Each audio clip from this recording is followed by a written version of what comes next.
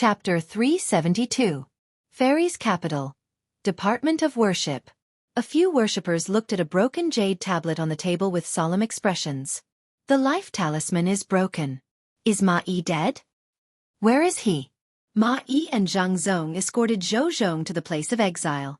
Could it be that Zhou Zhong broke free from the torture instruments and escaped? Zhang Zong's life talisman is still intact. Why didn't he send a message back? Just as he finished speaking, a high official strode in and said, "I've just received a message from High Official Zhang. Ma Yi wanted to kill Zhou Zhong while he was escorting him, but he was killed by Zhou Zhong." As soon as these words were spoken, it caused an uproar. Why did worshipper Ma want to kill Zhou Zhong? Zhou Zhong's mana was restricted. How did he kill worshipper Ma? The Department of Worship was controlled by the royal family in the previous dynasty. Even now, the Shao royal family still had absolute control over the Department of Worship. Many worshippers in the Department of Worship were loyal to the old party. They would listen to the old party's orders and kill Zhou Zhong to vent their anger in the middle of his exile. This was reasonable. However, Ma Yi wanted to kill Zhou Zhong but was killed instead. This was somewhat unbelievable. Zhou Zhong's strength was slightly inferior to Ma Yi's. Under the circumstances where his mana was not restricted, he was not Ma Yi's match. With his mana restricted, his strength was less than 10%. A transcendent realm cultivator could probably kill him. How could he kill another transcendent realm cultivator in the presence of a 5th-level worshipper? A worshipper looked troubled and asked, "How should we deal with this?" Another worshipper said, "Zhou Zhong is a sinner and has committed such a grave crime. If he is not killed, justice will not be served." Everyone looked at him and did not agree. Ma Yi tried to kill Zhou Zhong while escorting him to exile. To put it simply, this was an abuse of power. To put it bluntly, this was deceiving the emperor. Regardless of the reason, as long as he wanted to kill Zhou Zhong and acted, it was reasonable and legal for Zhou Zhong to kill him. The old party wanted to get rid of Zhou Zhong through the Department of Worship. This was causing trouble for the Department of Worship. The worshipper thought for a while and said, "The Department of Worship does not have the authority to decide on this matter. Let's report it to the imperial court first." Today, when Li Mu was helping the empress deal with the reports, he learned that the worshipper escorting Zhou Zhong wanted to kill Zhou Zhong during his exile and was killed by Zhou Zhong instead. Although he knew that Zhou Zhong was stronger than him, he was still able to kill a 5th-level expert with his mana restricted. This was something only a transcendent realm cultivator. However, no matter how powerful Zhou Zhong was, he would not be at the 6th realm. Li Mu was certain of this. In Li Mu's mind, Zhou Zhong's of cultivation was a mystery. Of Zhou's also of Lord. If he had not secretly helped Mrs. Chu that time, Li Mu might have thought that he was just an ordinary cultivator in the Fate realm. According to the news sent back by the surviving consecrator, Zhou Zhong only said one sentence: "Deceiving the monarch according to the law, should be executed." That consecrator Ma's body and head were separated from his body, and then his soul dispersed. This made Li Mu think of an unpopular cultivation school. Before the rise of Buddhism, there were all sorts of cultivation schools. There was the school of medicine, the school of military, the school of music, the school of legalism, and so on. These schools all had their own specialties. Later, when Buddhism prospered and gradually became the mainstream of cultivation, these smaller schools slowly became extinct. Of these schools, Li Mu had the deepest impression of the school of legalism. The cultivators of legalism did not cultivate abilities or Daoist techniques. Once they reached the peak of their cultivation, their words became law. Daoist techniques and abilities were useless before them. Even though this ability was not limitless, it still made Li Mu very envious. However, this was now the world of Buddhism. The cultivation methods of the school of legalism had long been extinct. Occasionally, a successor of the school of legalism would appear, but they were like a flash in the pan, quickly disappearing. From Zhou Zhong's actions and his identity, it was extremely likely that he cultivated the school of legalism. Throughout history, the successors of legalism would actively enter the court and push for legal reform. Perhaps their cultivation had something to do with this. The school of legalism did not cultivate dermic powers. Their attacks were more like Daoist techniques. If Zhou Zhong cultivated both Daoist techniques and Daoist techniques, then his true strength might be extremely close to the 6th realm. If a 5th realm transcendent wanted to touch him, he would undoubtedly have kicked an iron plate. Through this incident, Another problem was exposed. The Department of Worship was no longer the Department of Worship of Great Zhou, but the Department of Worship of the Old Party. The prefectures of Great Zhou had a high degree of autonomy. The Department of Worship's function was equivalent to the Great Zhou FBI. It specialized in dealing with matters that could not be dealt with locally. If it was controlled by someone, there would be very serious consequences. Xiao Yu's incident was one of them. Zhou Zhong's incident also explained the problem. Since they had decided to do something big, they might as well start with the Department of Worship. However, before that, there was an even more important matter that the Secretariat had to deal with immediately. After overturning the case for Li Qing's father, 2 ministers and 2 assistant ministers of the 6 ministries were removed from their positions. All of a sudden, there were 4 empty positions for officials above the 4th rank. The Ministry of Personnel was also without a leader. Without officials to replace them, the Yamen would not be able to continue operating. Regarding this, the Secretariat had been arguing for an entire morning. The Ministry of Personnel was the lifeblood of the Old Party. It was originally completely controlled by the Old Party. 1 minister and 2 assistant ministers were all members of the Old Party. The minister of the Ministry of Personnel was the Duke of Nanyang.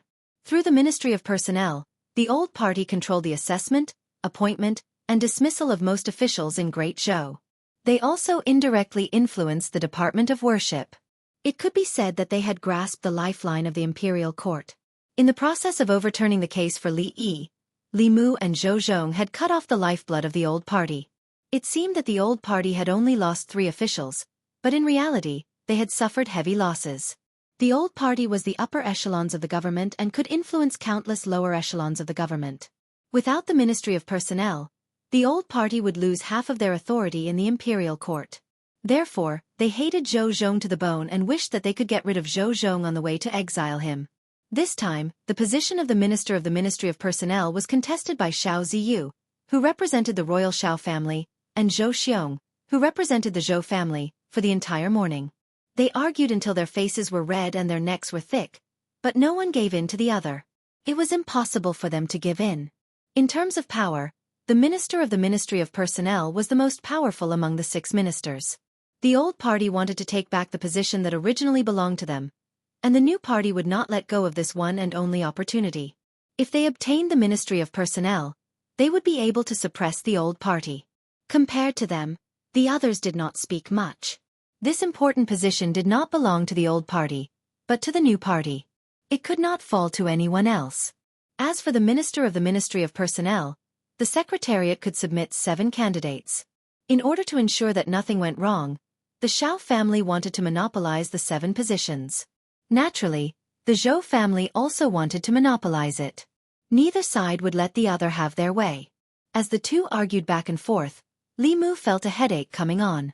Why don't you take a look and see if the person you nominated has any qualifications? My person doesn't have any qualifications, but your person does? At most I'll give you 1. 7 positions, not 1 less. This position originally belonged to us. Li Mu finally could not take it anymore. He slammed the table and said, "The 2 of you, that's enough." He looked at Zhou Xiong and Xiao Ziyu and said, "The 2 of you have argued for 4 hours over a single position. Do you still have any respect for your colleagues? There are still 2 assistant ministers and 1 minister to recommend. Are you going to discuss this until next year?" The other officials of the Secretariat agreed with Li Mu and spoke up. "Yes, Lord Li is right. If the 2 of you continue like this, when will it end? Let's discuss and come up with a plan." After some thought, Li Mu said, "How about this? Of the 7 positions, each of you can have 3.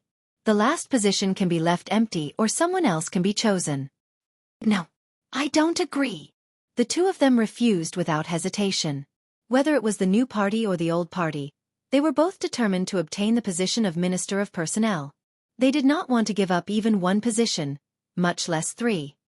"What right do you have to disagree?" Li Mu's face darkened as he said, "As officials of the Secretariat, are you more handsome than the other officials or have a higher cultivation? Why should the 2 of you decide on 7 positions? By allowing the 2 of you to discuss this, we are giving you face. If you don't want it, then we won't give it to you. For these 7 positions, the 6 officials of the Secretariat will each recommend 1 person, and the last one will be decided by Assistant Minister Liu. Are the two of you satisfied? Zhou Xiong and Xiao Ziyu were speechless. The other three officials of the Secretariat felt extremely satisfied. Li Mu's words had spoken out what they had been thinking for many years. There were 6 Imperial Secretariat officials in the Central Secretariat. Everyone had the same rank and status. Due to the influence of the old and new factions, they usually gave these 2 people more power to speak. If they continued to push their luck, then they would be asking for more face. Which of the officials of the Secretariat did not come from an illustrious clan? They were not inferior to the Shao clan or the Zhou clan. For thousands of years, the dynasties of this land had, at some point in time, shared the same surname as them. Who did not have some pride in their hearts? Not long after Li Mu's voice fell, Wang Shi of the Secretariat said, "I agree with what Sir Li said." Zhang Huaili continuing to argue like this is not a solution. If the two of you do not agree with Lord Li's initial proposal, then we will each nominate one person. Wouldn't this be fairer? Song Liangyu looked at the two and asked, Lord Xiao, Lord Zhou, what do you think? Xiao Ziyu and Zhou Xiong thought quickly. The second situation was naturally the one they did not want to see the most. If each of them could only nominate one person, then there was not even a 20% chance. If each of them nominated 3 people, then the chance was close to 50%. They were clear about this. The two of them looked at each other and said at the same time, then let's follow Lord Li's initial proposal. The two of them each wrote 3 names on the paper. Xiao Ziyu asked, the nomination of the last person. That is none of your business. Li Mu waved his hand and said, out of the 7 spots, the 2 of you have taken up 6. The 5 of us do not even have a chance to nominate one person? Zhou Xiong and Xiao Ziyu did not speak. The last person to nominate was just to make up the numbers. As long as it was not someone from the opposing faction, they had no objections. Zhou Xiong was still worried and added, the position of Minister of Personnel is very important.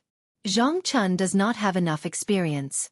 If Lord Li wants to nominate him, I'm afraid it is against the rules. Do you think that I am like the two of you who only know how to suppress dissidents and appoint people based on favoritism? Li Mu looked at him with disdain and said, besides, even if it is a nomination, the final decision is made by His Majesty. Do you think that I can make the decision for the Minister of Personnel? Chapter 373. The position of Minister of Official Personnel Affairs was extremely important. Even if Li Mu was a favored official, the Empress would not let him make the decision. However, Xiao Ziyu was still worried.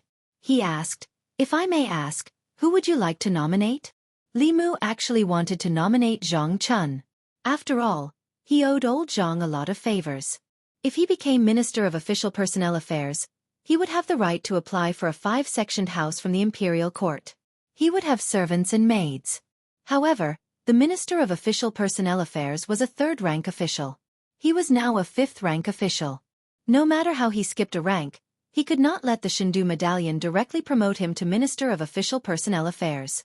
If it was not Zhang Chun, it did not matter who else was. Li Mu thought for a while and said, Lu Qing, the Assistant Minister of Rights.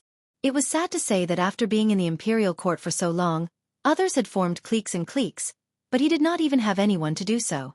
In fact, when it came to nominating for the position of Minister of Official Personnel Affairs, he could only think of Lu Qing, the Assistant Minister of Rights.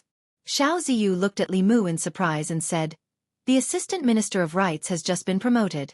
Isn't it too frequent to promote him to Minister of Official Personnel Affairs in such a short period of time? Li Mu looked at him and said, why don't we give this opportunity to Lord Xiao? Before Xiao Ziyu could answer, Zhou Xiong immediately said, Lu Qing is Lu Qing then. He's currently at rank 4. It's fine as long as he has the qualifications to be nominated for rank 3. You're meddling too much, aren't you? Lu Qing had just been promoted to Assistant Minister of the Ministry of Rights not long ago. In principle, it was impossible for him to be promoted to Minister of the Ministry of Personnel in the near future. In this way, the uncertainty of the last position could be eliminated. Wasn't nominating Lu Qing much better than Li Muzhen nominating a capable and experienced official? Although Zhou Xiong did not like Li Mu, he would not blindly oppose him at a time like this. Li Mu looked at the other 3 officials of the Secretariat and asked, I am just randomly nominating someone. Do the other 3 have any thoughts? The other three secretaries shook their heads in unison. Wang Shi said, "Let's listen to Sir Li." Both the new and old parties were determined to win the position of Minister of Personnel. It was useless for them to nominate him. Li Mu and Lu Qing were neither relatives nor friends. Nominating him was just to make up the numbers. Since it was just to make up the numbers, it didn't matter who made up the numbers. Under Li Mu's forceful intervention, Zhou Xiong and Xiao Ziyu made a compromise, and the candidate for the Minister of Personnel was finally decided. Zhang Huili said, "Next, it's the two assistant ministers' turn." Xiao Ziyu quickly added, "It's best if the position of Assistant Minister of the Ministry of Personnel is taken up by an official familiar with the Ministry of Personnel's affairs. It's more than suitable for the position to be replaced by two ministers of the Ministry of Personnel. There's nothing else to discuss." The other three officials from the Secretariat still did not express any opinions. In the past few years, the old party had already built the Ministry of Personnel into an iron bucket that was impenetrable. The two directors of the Ministry of Personnel were also officials from the old party through and through. They would not easily let others interfere. Li Mu looked at Xiao Ziyu and said indifferently, "In my opinion, we should ask His Majesty to reduce the number of officials in the Secretariat." Xiao Ziyu did not know why Li Mu suddenly brought up this matter. He asked, "Why?" Li Mu said, "Because Lord Xiao alone is enough for the Secretariat. You alone can make the decision for the important matters that require 6 Secretariat secretaries to discuss. The few of us are paid by the Imperial Court, but we don't do anything for the court. We really feel guilty." Xiao Ziyu's face turned red. Li Mu was blatantly saying that he acted arbitrarily. Zhou Xiong was somewhat gloating. He said, "Lord Xiao is too domineering. Why don't you just decide on His Majesty's behalf who will take these 2 positions?" Xiao Ziyu's face darkened. "Then what do you think we should do?" Zhou Xiong said, "It's very simple. The 6 of us will each nominate 1 person. The last person will be decided by Assistant Minister Lu or Lord Head of the Secretariat. In any case, the new party would not be able to get either of the 2 assistant minister positions in the Ministry of Personnel." He did not mind muddying the waters so that the old party would not be able to get them either. Zhou Xiong's words pushed him to the opposite side of everyone. Xiao Ziyu was silent for a moment. He could only say, "That's fair. Let's do it this way." It was rare that the 2 assistant minister positions in the Ministry of Personnel were decided by the 7 of them. The positions of Assistant Minister of the Ministry of Justice and Minister of Works were also contested by 2 people who represented the interests of the old and new parties. Under Li Mu's efforts, a few other people also received a few nominations. The other 3 officials of the Secretariat finally felt a sense of participation. This was actually the norm in the Secretariat. The reason there were 6 officials of the Secretariat was not only because they corresponded to the 6 ministries, but also because these 6 people belonged to different factions. This was to prevent one party or one faction from having too much say in important matters of the court. In the past few years, the court officials had taken sides, forming the old and new parties. They each occupied the court, and the structure of the Secretariat was also affected. It was practically Zhou Xiong and Xiao Ziyu's opinions. This situation finally changed after Li Mu came to the Secretariat. Under the protection of Her Majesty, the old and new parties could not do anything to him. After the 6 officials of the Secretariat decided on the candidates for the positions, they handed them over to the Assistant Minister of the Secretariat and the head of the Secretariat. If the officials of the Secretariat had no objections, they would send them to the Ministry of Martial Arts. After the Ministry of Martial Arts verified the candidates, they would hand them over to the Empress to decide on the final candidates. Among them, there were restrictions on the monarch's authority and also restrictions on the monarch's authority. For officials of this level, even the Empress could only choose from the people appointed by the Secretariat. The Secretariat only had the right to recommend but not the right to decide. Of course, the past emperors all had their own trusted aides in the Secretariat. This way, many things were still decided by the monarch. Li Mu tidied up the memorials and sent them to Changle Palace.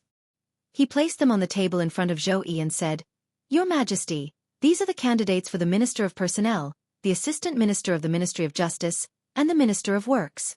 The Secretariat has already chosen them. Please take a look." Zhou Yi flipped through the memorials on the top, picked up the red brush, and asked, "Who do you think is qualified for the position of Minister of Personnel?" Li Mu said, "This is a matter of great importance. Your subject does not dare to speak carelessly. Zhou Yi thought for a moment and was about to circle a name when Li Mu coughed softly. Zhou Yi paused.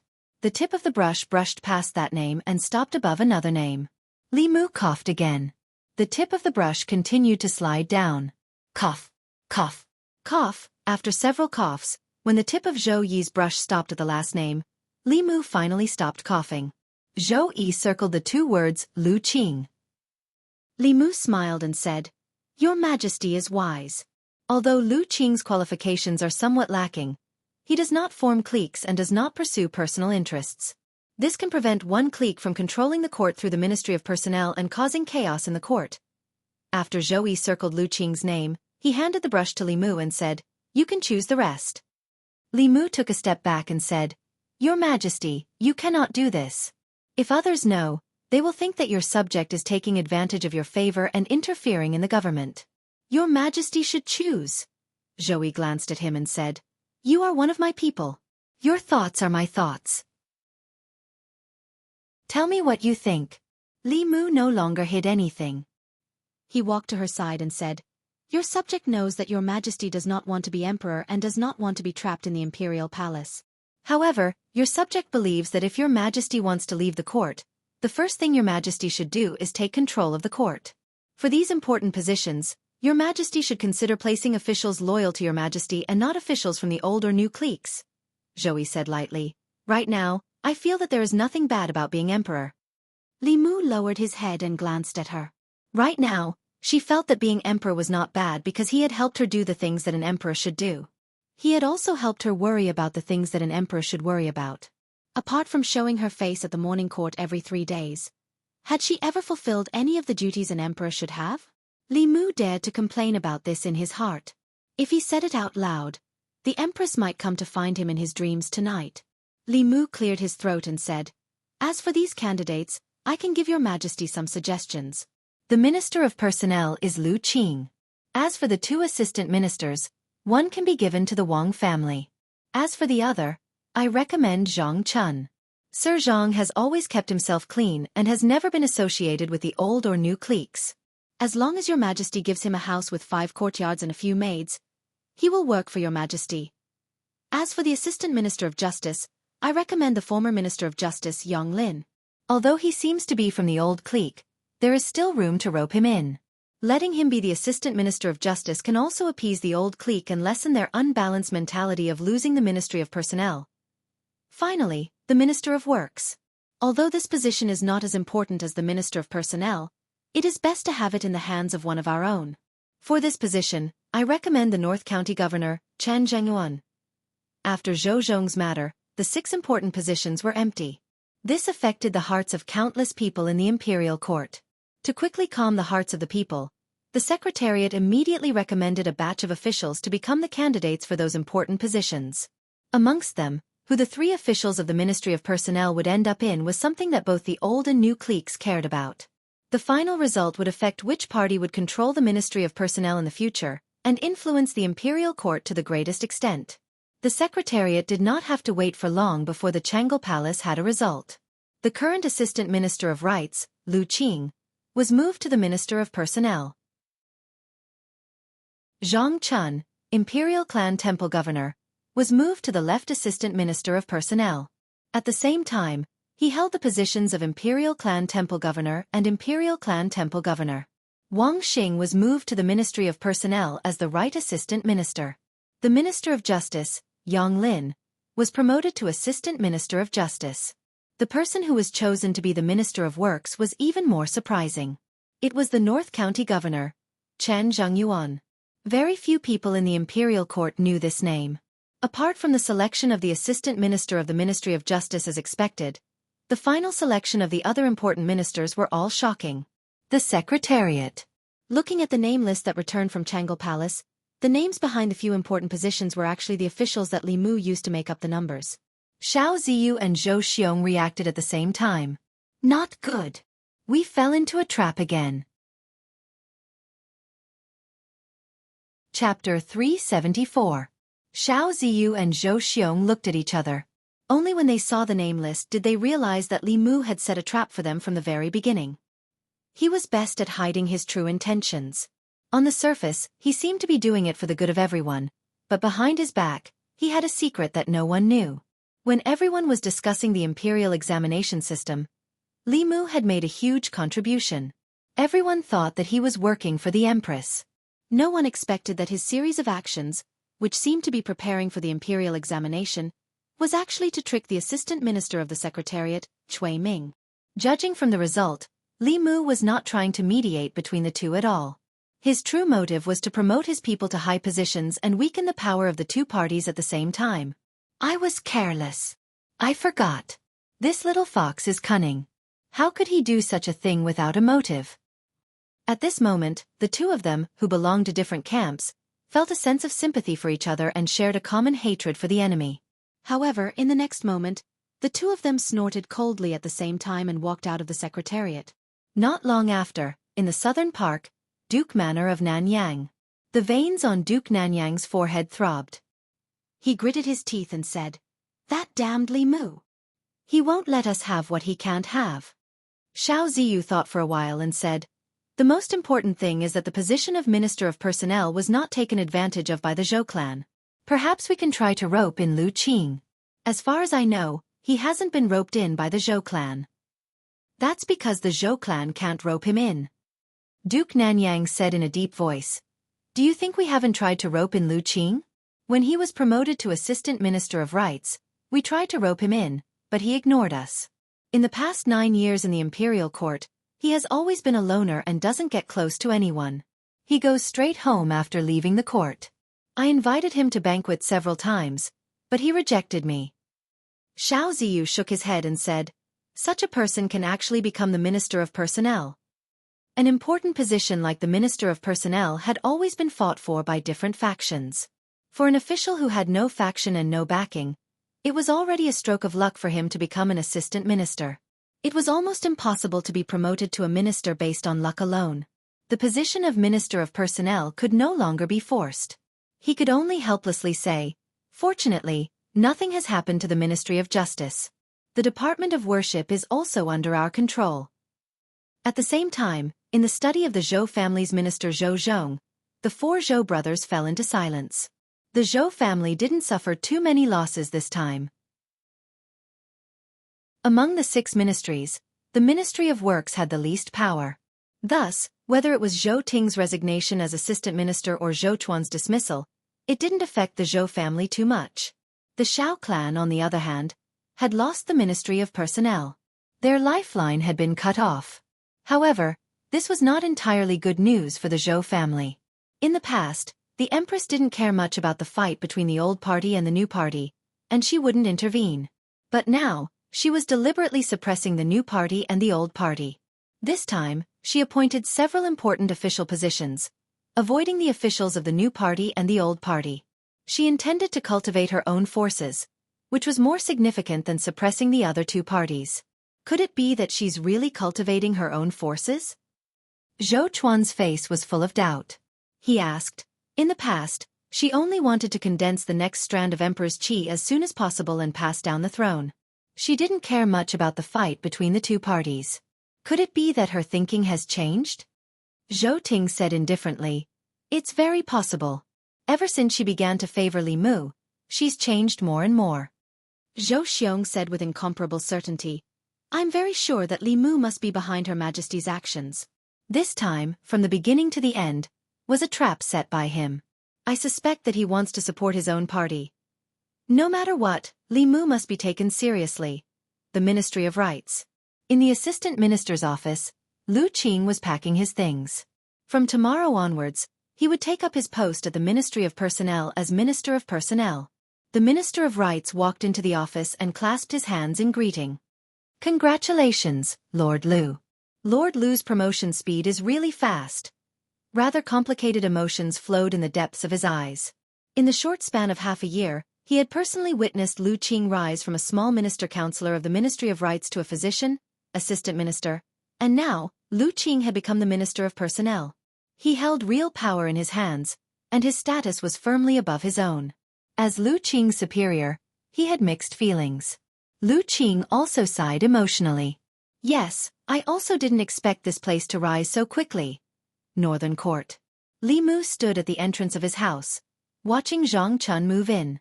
This time, not only had old Zhang been promoted, his residence had also been changed from 3 entrances to 4 entrances.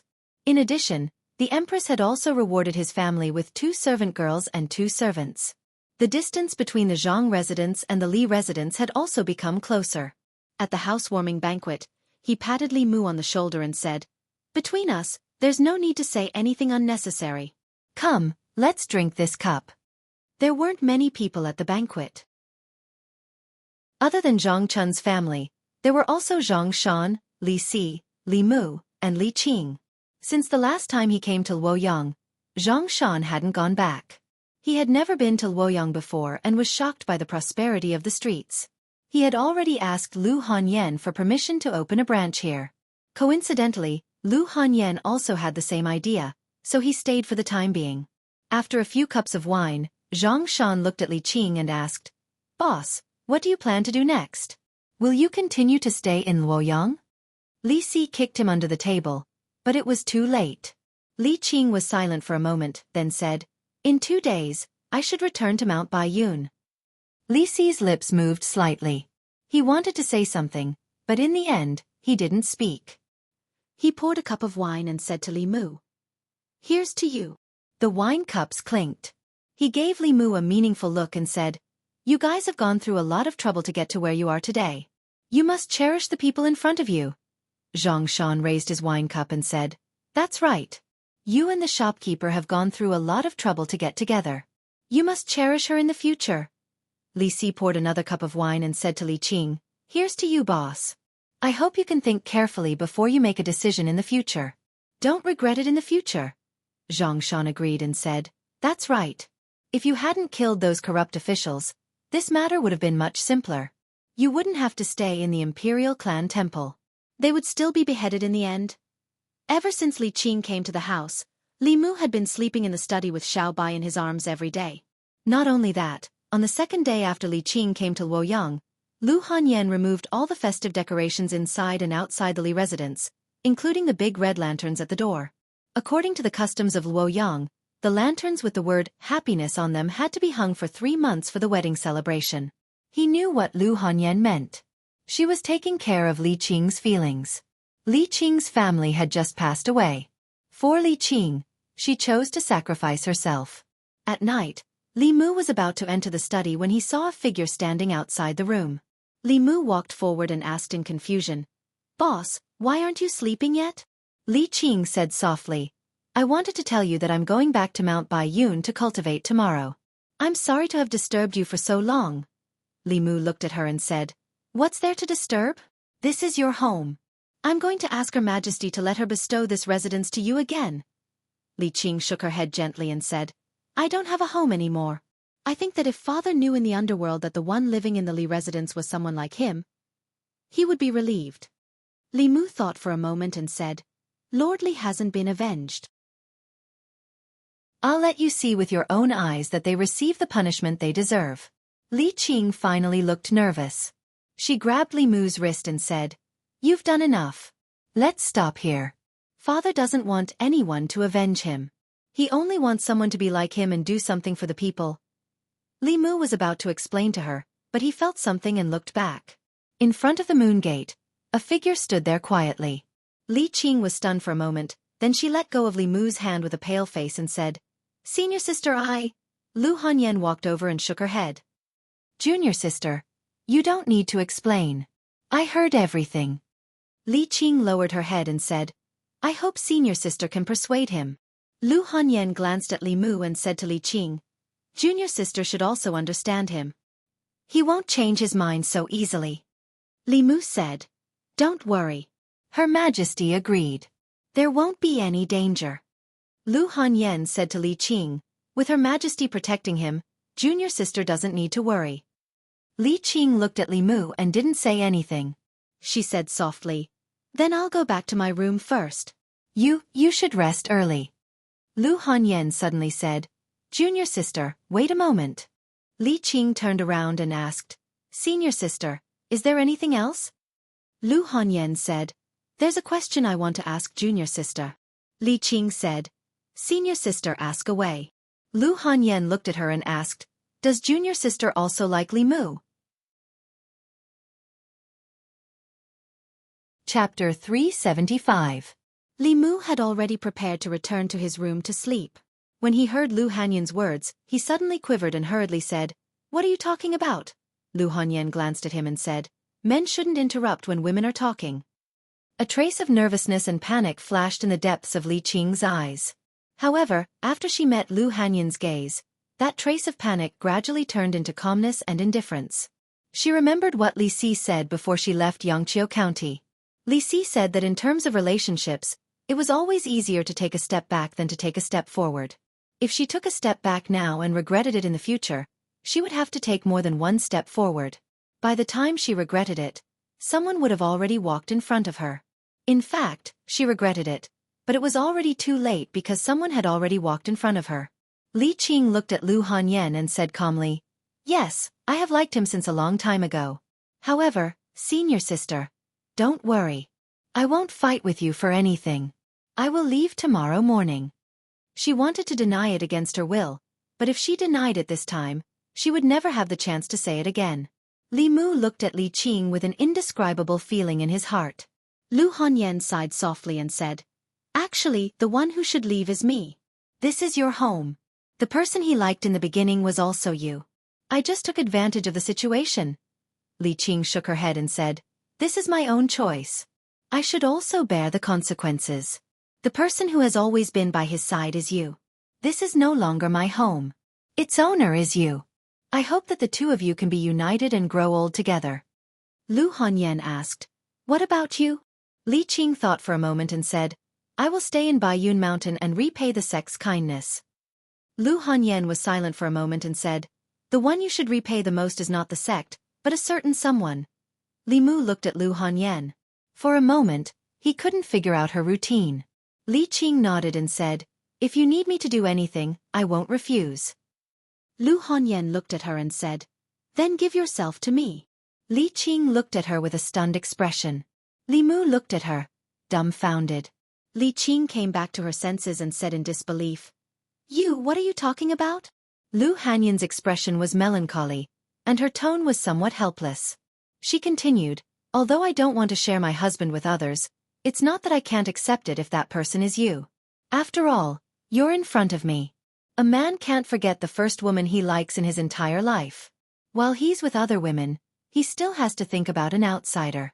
Why not let him think about his own sisters? You're not the first, and you're not the only one. Li Qing's lips moved. Her thoughts were in a mess. Lu Hanyan looked at Li Qing and said, Of course, you can also refuse. That way, I won't feel guilty towards you at all. It's not that I stole your husband. It's you who didn't want him, and you didn't want him twice. In the future, don't go around telling people that I, Lu Hanyan, am not moral. After Li Qing came back to her senses, her pale face had turned red. She whispered, Give me some time. After saying that, she quickly turned around and hurried into her room. Li Mu looked at Lu Hanyan in front of him and opened his mouth. Lu Hanyan glanced at him and said, I'll give you an hour at most. Then come to my room. Seeing her turn around and leave, Li Mu was stunned for a long time. In the end, he pinched his thigh to make sure that what had just happened was not a dream. If this was not a dream, then happiness came too suddenly. After coming back to his senses, he slowly walked to the door of Li Qing's room. Her door was not closed. Li Mu walked in and saw her sitting on the edge of the bed with her head bowed. Li Mu did not say anything. He just silently walked to her side and sat down. The two of them sat in silence. After a while, Li Qing slowly leaned her head on Li Mu's shoulder. This was the closest she had been to Li Mu since they met. Li Qing softly said, Actually, when we were in the Imperial Clan Temple, I wanted to lean on you like this. Li Mu put his arm around her shoulder and said, You can lean on me for a lifetime. Li Qing did not say anything else. She quietly leaned on him for a while and then said, Go to senior sister's place. Right now, she needs you more than I do. Li Mu nodded slightly and said, I'll watch you rest. Li Qing lay on the bed and covered herself with the quilt. She looked at Li Mu and said, Go. Li Mu walked out of her room and helped her close the door. Li Qing, who was lying on the bed, slowly opened her beautiful eyes and softly said, "Father, mother, did you see that? Qing also has someone to rely on." Li Mu walked into Lu Hanyan's room. Lu Hanyan was sitting on the bed. She did not raise her head and asked. She agreed. Li Mu did not answer. He walked to her side and asked, "Why did you?" Lu Hanyan unhappily said, "If I don't ask her, should I wait for you to ask her? At that time, the one who will be angry will be me. So why don't I ask her myself?" Li Mu said, "What I mean is, why did you suddenly do this?" Lu Hanyan looked at him and said, "It's not sudden. From the day she appeared in Chengdu, I thought about it. Your feelings for her are not something I can compare to. If you run away with her one day, what should I do?" Li Mu said indignantly, "What are you talking about? You are my legal wife. How can I run away with someone else?" Lu Hanyan asked, "So if you had to choose between her and me, who would you choose?" Li Mu thought for a while and asked tentatively, "Can I have them both?" "Hey, don't bite me." After a long time, Lu Hanyan leaned into Li Mu's arms and said, "Anyway, I already have Wan Wan and Xiao Bai. It doesn't matter if she has one more. If it was someone else, she could forget about marrying into the Li family. But she is Li Qing." She buried her head in Li Mu's chest and said, "Let me tell you, I have already married Li Qing for you. You can't abandon me for any reason in the future, any." As she spoke, her voice became softer. The calmness and confidence she had when facing Li Qing just now had disappeared. Li Mu's clothes were wet from her tears. At this moment, Li Mu finally understood what she had been worried about these days.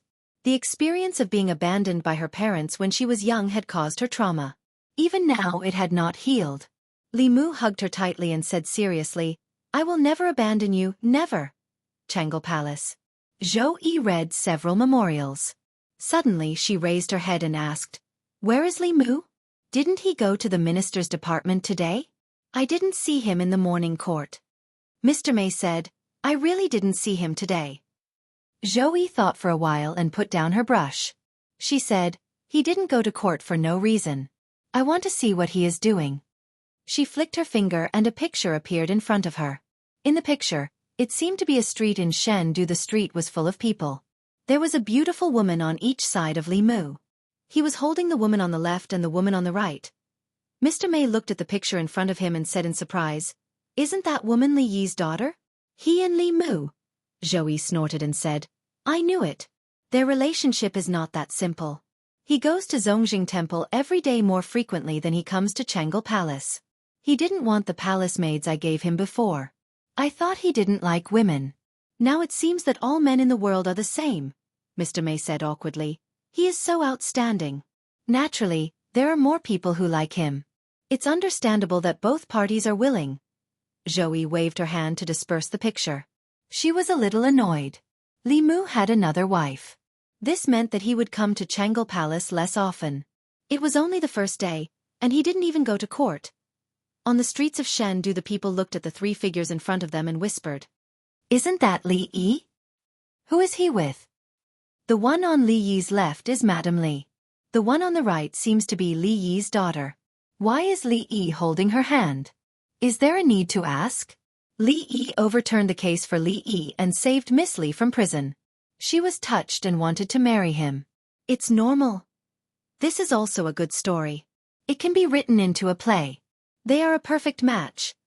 No wonder Li Yi said he wouldn't let Li Yi have no descendants. So this is what he meant. Now Li Yi really has a descendant. Chapter 376. In the past 3 days, Li Mu had developed a feeling that life was more beautiful than this. He even thought of resigning from his position and living in seclusion. Returning to Baiyun Mountain, he could focus on cultivation and enjoy the happiness of having 2 wives. Wouldn't that be perfect? The reason why he gave up on this idea was because he thought of the Empress. Even if he were to leave, it would be after helping the Empress clear all obstacles and repaying her for recognizing his worth. Of course, he also wanted to take revenge on his father-in-law. Although the case had caused a stir and the whole country knew about it, the outcome was not satisfactory. The main culprits were all pardoned by the death exemption medallion. Only one of them received the punishment he deserved. As for the other accomplices, the 3 provinces only fined them a few months of their salary to maintain the stability of the court. It seemed that the price of framing a 4th-rank official was only a few months of salary. As far as they were concerned, this matter was already over. But for Li Mu, it was just the beginning. He stretched out his hand. The ring on his finger flashed and a booklet appeared in his hand. It was the evidence of the crimes of some of the officials of the old party that Zhou Zhong had collected over the years. Most of these people were the ones who joined forces to frame Li Yi.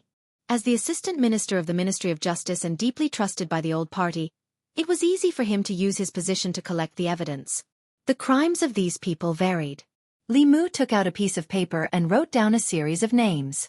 After thinking for a while, he circled one of them. Wang Luan, who was the minister of the Ministry of Personnel at that time, was the one who submitted many memorials asking for Li Qing to be severely punished. Li Mu was not holding a grudge, but there were so many people that he had to start with. He left the secretariat, walked out of the palace gate, and walked toward the Ministry of Justice. In the assistant minister's office of the Ministry of Justice, Yang Lin leaned comfortably on a chair and sighed in his heart. He had thought that he would have to endure for many more years to reach the position of assistant minister before he retired. But who would have thought that the Ministry of Justice would undergo such a great change? Countless people were eyeing the position, but in the end, he took advantage of it. Yang Lin's gaze inadvertently looked out of the window. A figure flashed by outside the window. Yang Lin immediately stood up from his chair and walked to the door. Lord Li, do you have any instructions for the Ministry of Justice? Although his rank was already higher than Li Mu's, in the imperial court, rank did not represent everything. In front of Li Mu, he still maintained his respect and humility. Li Mu handed him a document and said, "There is a case here. The Ministry of Justice should deal with it as soon as possible." The Central Secretariat had to do with national policies or important decisions. They needed to be reviewed by the Minister of Ceremonies and the Minister of Ceremonies to guide the 6 ministries in their implementation. For such small matters, the Central Secretariat officials had the power to directly order the Ministry of Justice. Yang Lin took the document. After reading it, he said in shock, "This is the Ministry of Personnel's physician, Lord Wang Luan." Li Mu looked at him and asked, "Why? Does the Ministry of Justice's handling of cases vary from person to person?" Yang Lin quickly replied, "Of course not." Li Mu said, "I believe that Lord Yang will be a good official. Otherwise, I wouldn't have urged His Majesty to let you be the Assistant Minister of the Ministry of Justice." Yang Lin was stunned. He had thought that his appointment as the Assistant Minister of the Ministry of Justice was due to the efforts of the old faction. He was still puzzled as to why the old faction did not get a single official position in the Ministry of Personnel, but he succeeded in the Ministry of Justice. Only now did he know that his promotion was not because of the old faction, but because of Li Mu. He immediately clasped his hands and said, "Thank you, Lord Li." Li Mu waved his hand and said, "No need to thank me. His Majesty felt that Lord Yang was not too far off the path and wanted to give you a chance." Yang Lin stood where he was. His gaze gradually became hesitant. He knew that at this moment, he was faced with an important choice in his life. Should he continue to work for the old faction, or should he completely side with Li Mu? The old faction was controlled by the Shao clan, and the Shao clan was the legitimate royal family of Great Zhou. Even though the Zhou clan was extremely powerful, they were not the legitimate royal family. Many officials in the court and the people of Great Zhou were inclined towards the empress returning the throne to the Zhou clan. Therefore, even though the old faction had been suppressed by the new faction in recent years, they were still powerful and did not lack supporters. He worked for the old faction because he believed that the Shao clan would regain power sooner or later. However, what reason did he have to work for Li Mu? His Majesty could not pass the throne to Li Mu, or Li Mu's children. Yang Lin did not dare to make a rash decision when it concerned his future and even his life. He looked at Li Mu and probed, "Lord Li, may I ask if His Majesty intends to pass the throne to the Zhou clan in the future?" Li Mu glanced at him and asked, "Is this something that you and I as subjects can discuss?" Yang Lin looked troubled. Li Mu knew what he was worried about. He said, "Are you afraid that the Shao clan will come after you if His Majesty passes the throne to the Shao clan?" Yang Lin said, "Lord Li, I have elders and children to take care of. I cannot afford to gamble. If I gamble wrongly, the lives of my family." Li Mu asked, When do you think His Majesty will pass the throne to the Shao clan? Yang Lin shook his head and said, I don't know. Li Mu said slowly, His Majesty is a powerhouse of the 7th realm. He can live for at least 3 decades. She is in her prime now. Even if the throne is to be passed, it will be decades or even centuries later. Do you think you can live until then? Yang Lin thought for a moment and felt that Li Mu's words seemed to make sense. By that time, he would have retired and returned to his hometown to enjoy the rest of his life.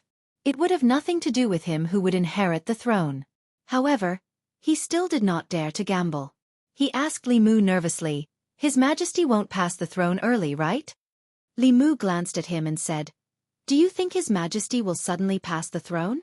Yang Lin looked at Li Mu in a daze, seeming to understand something. If it was said that His Majesty had such thoughts in the past, he would not find it strange. In the past, His Majesty did not care about the court at all. He did not care about the struggles between the old and new parties. He let nature take its course. However, the appointments of the officials from the Ministry of Personnel and the Ministry of Justice showed that His Majesty was already deliberately suppressing the old and new parties and taking back power. Could it be that His Majesty had other thoughts?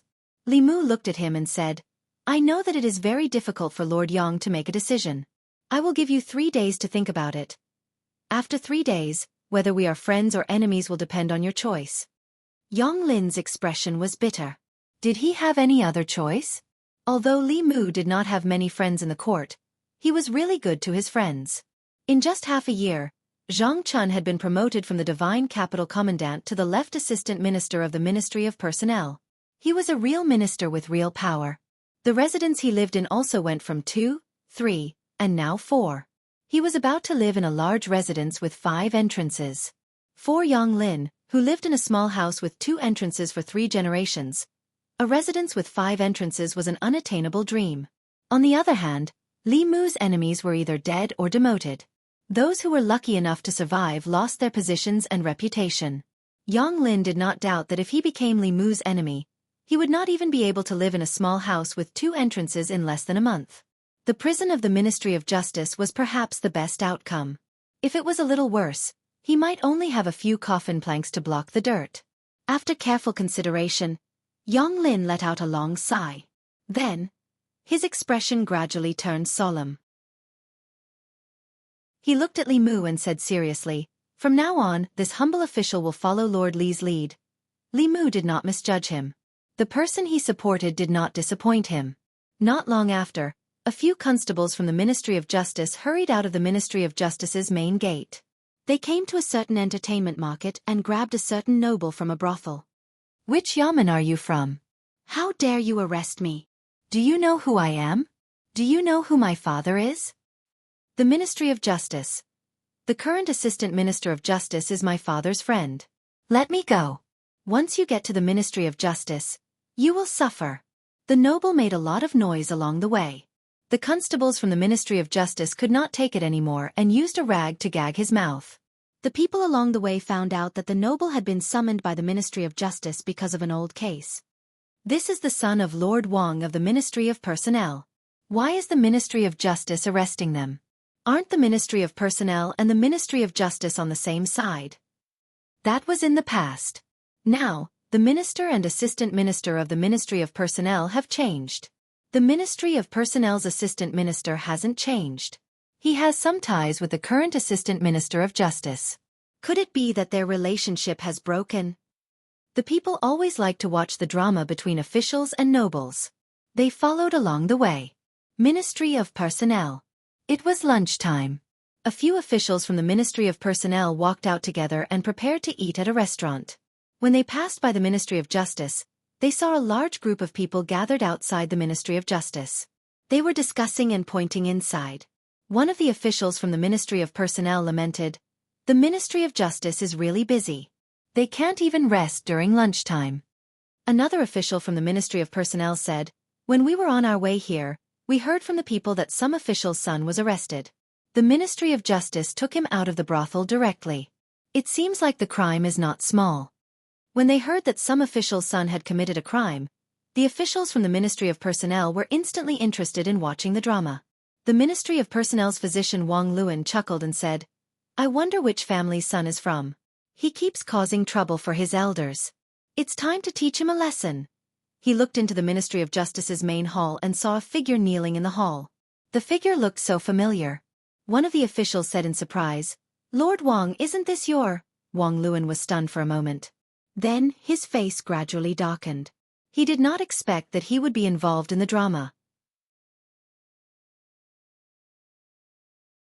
Chapter 377. Under the curious gazes of several officials from the Ministry of Personnel, Wong Luan strode into the Ministry of Justice. He met Yang Lin at the Assistant Minister's office. Wong Luan looked at Yang Lin and frowned. "Lord Yang, what's going on?" Yang Lin said helplessly, "You'll have to ask young Master Wong. 3 years ago, he pursued a married woman. In order to force the woman to submit, he beat her husband until he was severely injured. In the end, he even used his power to fabricate a crime and sent her husband to prison. Today, the Ministry of Justice has ordered the Ministry of Justice to reopen the case. After the Ministry of Justice investigated, they found that it was true." Wong Luan gritted his teeth. "Wasn't the case from 3 years ago already closed?" Yang Lin said, "Although the case from 3 years ago was closed, the Ministry of Justice felt that the Ministry of Justice had handled the case unfairly and requested a retrial. I couldn't do anything about it." Wong Luan asked, "Can't the original verdict be upheld?" Yang Lin shook his head. "No." The Ministry of Justice was dissatisfied with the original verdict, so they decided to reopen the case. If the Ministry of Justice still doesn't change it, then I'll be the unlucky one." Wong Luan said angrily, "Why do you have to reopen the case from 3 years ago?" Yang Lin looked at him. "You'll have to ask Lord Wong about this?" Wong Luan was stunned. "Ask me? What's wrong with me?" Yang Lin sighed and said, "That day, I told you not to meddle in that matter, but you sent several memorials in a row, insisting that Li Yi's daughter be killed. Now, that woman has become one of Li Mu's lovers. If he doesn't take revenge on you, who else can he take revenge on?" Wong Luan said, "I didn't follow the royal prince's orders," Yang Lin said.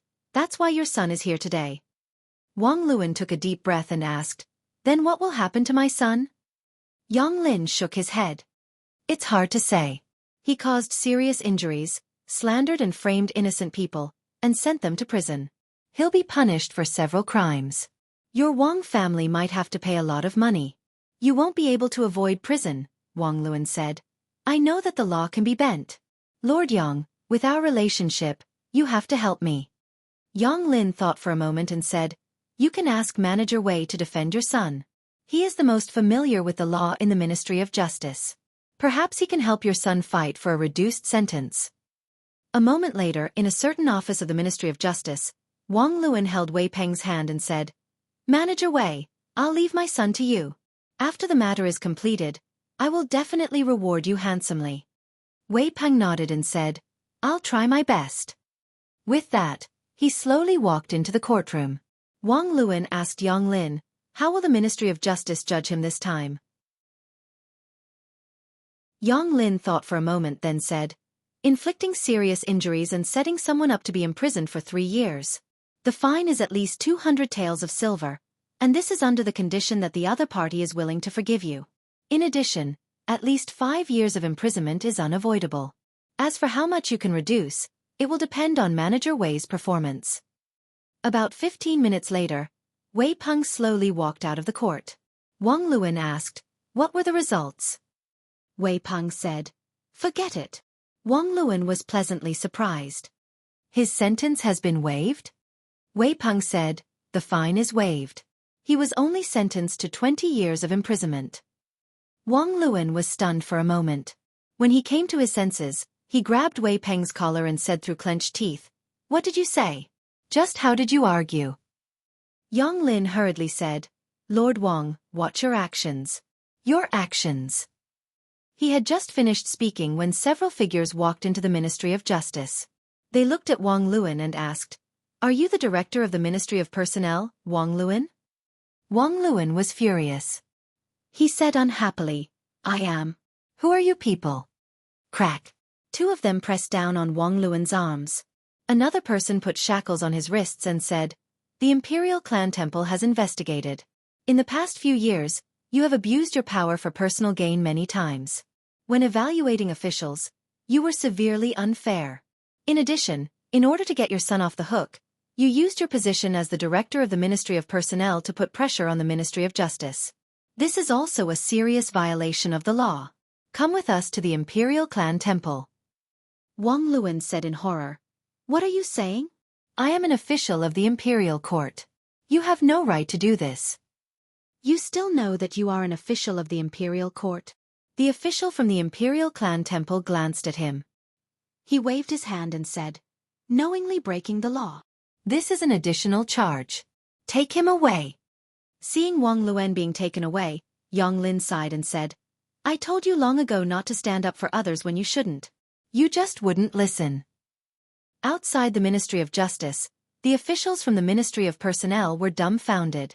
Everything was fine in the morning. They had just come out for lunch and the director was taken away. The onlooking commoners were also discussing. This family, both the father and son were arrested. What a sin. The father committed a sin, and the son committed an even greater sin. They could have been released after a few years as compensation. Now, they have been locked up for 20 years. When will they be released? Manager Wei's defense is really amazing. This is nothing. Just last month, there was a murderer who was sentenced to be banished to the army. His family spent a lot of money to hire Manager Wei to defend him. Guess what happened? What happened? He was just executed yesterday. In a room on duty in the Ministry of Justice, Wei Peng was writing a file. Yang Lin stood in front of the table and asked, You have a grudge with Wang Luan's son, right? Wei Peng nodded and said, We had a conflict before.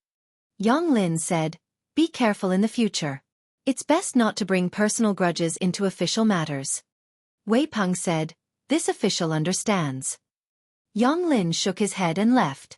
Because of the delay just now, the brush in Wei Peng's hand had been suspended in the air for too long. A drop of ink fell onto the half-finished file and quickly dyed it red, leaving behind a blob of ink. Wei Peng looked at the blob of ink and said in a low voice, Come back. The blob of ink on the file quickly shrank and formed a blob of ink. It floated in the air and landed back on the brush. The paper was as clean as new. Compared to the demotion of the Minister of Personnel and the left and right assistant ministers, the imprisonment of a mere director of the Ministry of Personnel did not attract much attention. However, to the officials of the old party, this matter was worth paying attention to. Times had changed. In the past, they were in charge of the Ministry of Personnel. However, the director of the Ministry of Personnel was now the highest-ranking official in the Ministry of Personnel. Losing one of the two directors of the Ministry of Personnel was a great loss to them. In a certain residence in the southern courtyard, a secret meeting was taking place. Why did something suddenly happen to Wang Luan? I've asked Yang Lin. He's under the orders of the Secretariat. It should be Li Mu who's behind this. Wang Luan once received my order to persuade the Imperial Court to execute Li Mu's daughter. Now, I heard that Li Yi's daughter is living in Li Mu's house and is very close to him. Perhaps she has already become his woman. He's taking revenge. After a long silence, someone sighed and said in an unwilling tone, In my opinion, we shouldn't provoke Li Mu for the time being. He has the Empress protection and doesn't reveal any flaws. We can't do anything to him and there's no need to fight to the death with him. Don't forget that we only have one opponent. As long as we defeat the Zhou family, no one will be a threat to us. Someone sighed and said, Now, I'm afraid it's not about whether we should provoke Li Mu or not, but whether he should provoke us. If Li Yi's daughter is already his woman, then Li Yi is his father-in-law. It's very likely that he wants to avenge Li Yi. Hasn't he already overturned the verdict for Li Yi? Overturning the verdict is not revenge. Judging from Wang Luan's case, this person will seek revenge for the smallest grievance. Since he took action against Wang Luan so quickly, I'm afraid he won't let the others off easily. As soon as he finished speaking, someone knocked on the door from outside. He walked over and opened the door. A servant whispered a few words to him. When he walked into the room, his face was very gloomy. He said, In addition to the left physician of the Ministry of Personnel, Wang Luan, the right physician of the Ministry of Personnel, Shui Yan, was also taken away by the people of the Imperial Clan Temple. Preposterous. Commandery Prince Nanyang slapped the table and stood up abruptly. He said angrily, "What is he trying to do?" In the Li residence, Li Mu held Li Qing's hand and said, "Those people from back then, don't even think about escaping." Lu Hanyan glanced at Li Mu and coughed softly. Li Qing let go of Li Mu's hand in a panic. Although the three of them had reached a tacit understanding on some matters, she was much more thin-skinned. In a situation where there was a third person present, she was still not used to being intimate with Li Mu. Li Mu held Li Qing's hand in his left hand and Lu Hanyan's hand in his right. It was not easy to enjoy the happiness of having two wives. If they could not be impartial, it was only a matter of time before the harem caught fire. Lu Hanyan looked at Li Qing and asked Li Mu, "When do you plan to officially welcome her into the Li residence? We have to prepare in advance." Li Qing shook her head and said, "There's no need to go through so much trouble." Although Lu Hanyan and Li Qing were both women, their understanding of marriage was completely different. Lu Hanyan's heart was still that of a secular woman. She hoped to have a romantic and ritualistic wedding. Li Qing entered the Fu Lu school when she was very young. She had the carefree and casual nature of a cultivator. When cultivators practiced dual cultivation, as long as the two of them were willing, they could enter the bridal chamber at that time and skip all the tedious procedures. Lu Hanyan shook her head and said, "That won't do. If others know, they will think that I have mistreated you." Li Qing insisted, "There's really no need. As long as the three of us can be together forever, that's enough." "Three?" Lu Hanyan looked at Li Qing and seemed to realize something. She looked at her with a strange expression and asked, "Junior sister, you don't think that Wan Wan and Xiao Bai are just our maids, do you?" Chapter 378. Li Qing went back to her room alone to calm down. Lu Hanyan had a gloating expression on her face. Li Mu smacked her butt and said, "You did it on purpose, didn't you?" Lu Hanyan smiled and said, "I just wanted her to experience my feelings. Besides, she will find out sooner or later. If I don't tell her, will you tell her yourself?" The eldest madam of the Li family did it for revenge. Because of Li Qing, she had cried a lot in the past. Li Qing had wronged her, so she wanted to use Wan Wan and Xiao Bai to take revenge. She was still the petty Lu Hanyan. But she was also the Lu Hanyan that Li Mu liked. For many things, it was more appropriate for her to speak to Li Qing than Li Mu. After thinking this through, Li Mu put his arm around her and rubbed the place where he had just hit her. He said, "Does it hurt?" Lu Hanyan blushed and slapped his hand away. She said, "Behave yourself. Wan Wan and Xiao Bai are still over there." Li Mu looked over. The two girls who were sitting together on the swing immediately covered their faces with their hands. Their eyes peeked through the gaps between their fingers. Li Mu moved his hand away and said angrily, "Children shouldn't poke their noses into adult affairs. I'm not a child anymore." I'm not a child anymore," Wan Wan and Xiao Bai tried to defend themselves. Li Mu waved his hand and said, Go back to your room to play." Although they were not young in some areas, they were still under 18 years old. As long as they were not over 18 years old, in Li Mu's eyes, they were different from Lu Hanyan and Li Qing. Li Mu could hold Xiao Bai's original body, but as long as she transformed, he would feel guilty. Wan Wan was the same. She had not changed much in the past 2 years. She was still greedy and playful. The only change was that her eyes were more seductive. As long as one looked into her eyes, one's soul would be sucked in. Little White and Wan Wan were soul seducers and soul catchers respectively. When the two beauties worked together, even Li Mu could not withstand them sometimes. Li Qing was alone in the room. Lu Hanyan was full of satisfaction after getting her revenge. She went to the great music bar to find her friends. She planned to buy the whole place and was discussing the price with the owner. Li Mu had nothing to do, so he watched Wan Wan and Xiao Bai play aeroplane chess in the courtyard. Before the game, they had agreed that the loser would have to warm the bed next time Li Mu slept in the study. Li Mu watched for almost an hour. They were still playing aeroplane chess. While he was bored to death, something in the space of the flask heaven suddenly moved. Li Mu stretched out his hand, and the spiritual snail appeared in his hand. "Come to the Changle Palace." Only this sentence came from the spiritual snail, and then there was no more sound. In the past few days, he couldn't even take care of his family. He was immersed in his women and completely forgot about the Empress. 15 minutes later, Li Mu appeared in the Changle Palace. He bowed and asked, "Your Majesty, what are your orders?" The Empress threw him a token and said, "From now on, you are the Deputy Commander of the Bamboo Guards. You will be in charge of the Bamboo Guards together with Ali." The Empress had 4 internal guards. Their names were Mei, Lan, Zhu, and Ju. The 4 guards had different names, and their functions were also different. The Mei guards were in Shendu. They were in charge of monitoring the officials. The commander was Mr. Mei. The Lan guards were scattered in various counties. Their job was to monitor the local officials.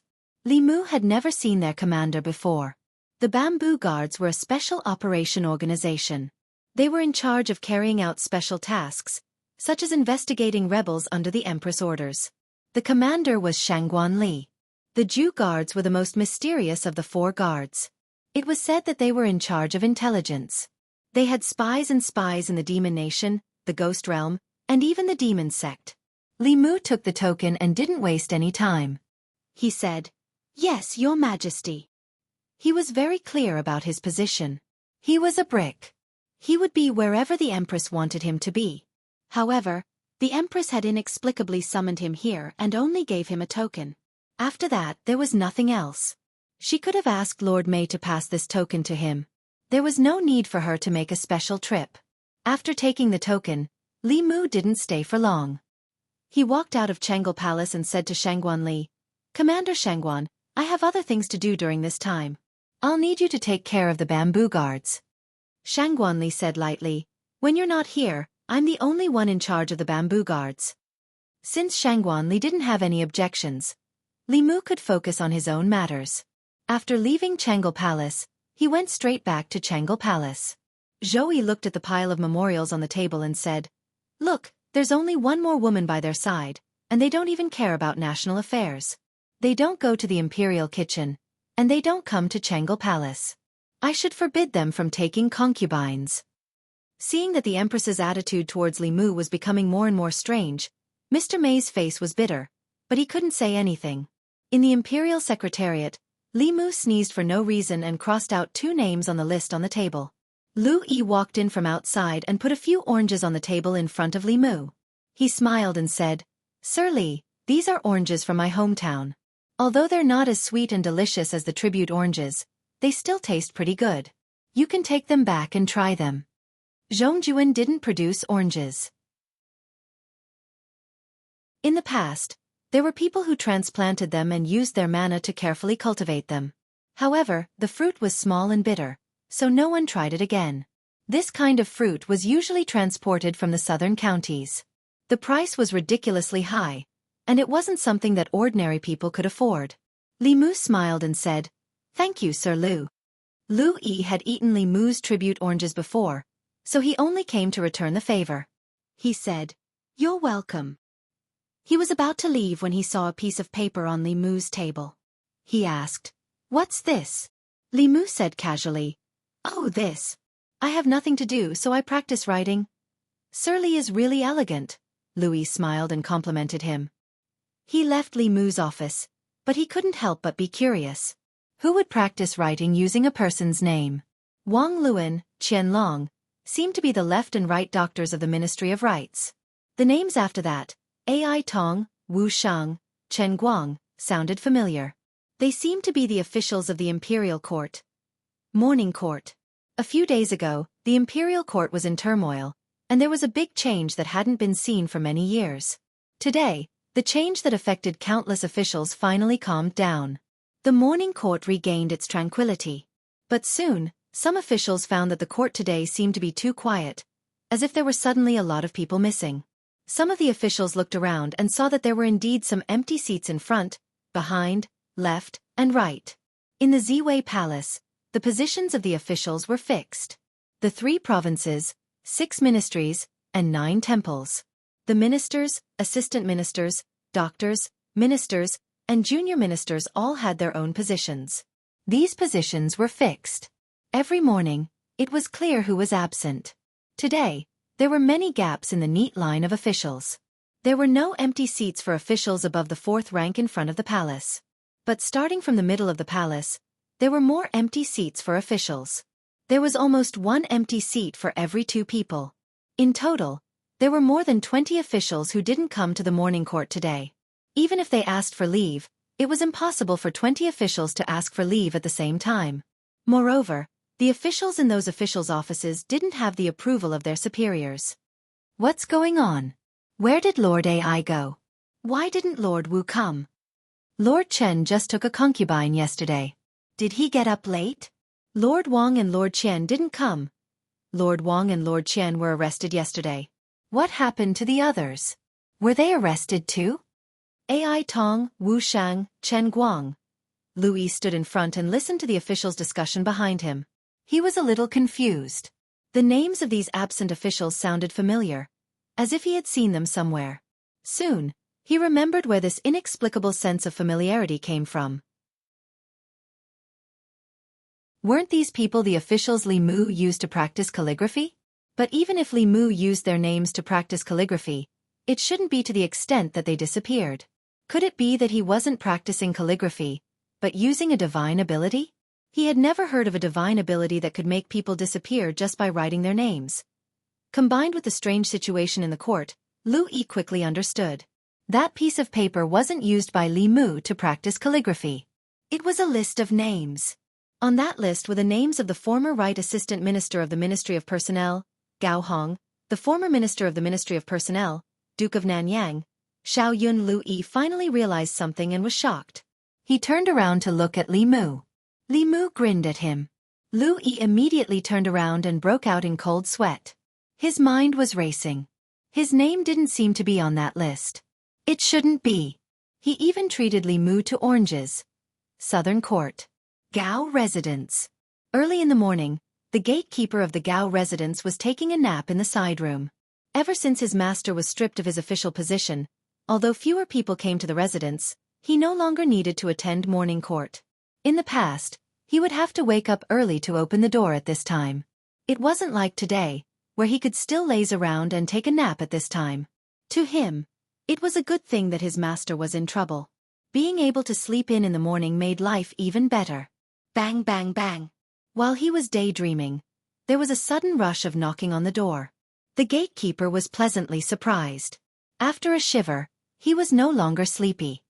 He walked to the door and shouted angrily, "Why are you knocking so early in the morning when someone died in the house?" This person was extremely rude when knocking on the door. Normal people would pay attention to the gentle knocks and pauses when knocking on the door. Only those who were announcing a death would knock so quickly.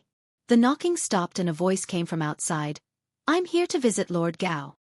Hearing the words "I'm here," the gatekeeper was already looking down on him. His anger hadn't subsided and he asked coldly, "Do you have something to say?" The person outside was stunned for a moment, then said, No," the gatekeeper said coldly. "If you don't have an appointment, bring the invitation when you do." The person outside said, "But I really have something urgent." The gatekeeper said, "No matter how urgent it is, you still have to make an appointment. This is Lord Gao's rule." The person outside the door said, "Can you make an exception?" The gatekeeper said rudely, "I can't make an exception." The person outside the door finally became angry and said coldly, "If you can't make an exception, then forget it. Men, prepare the explosive talismans."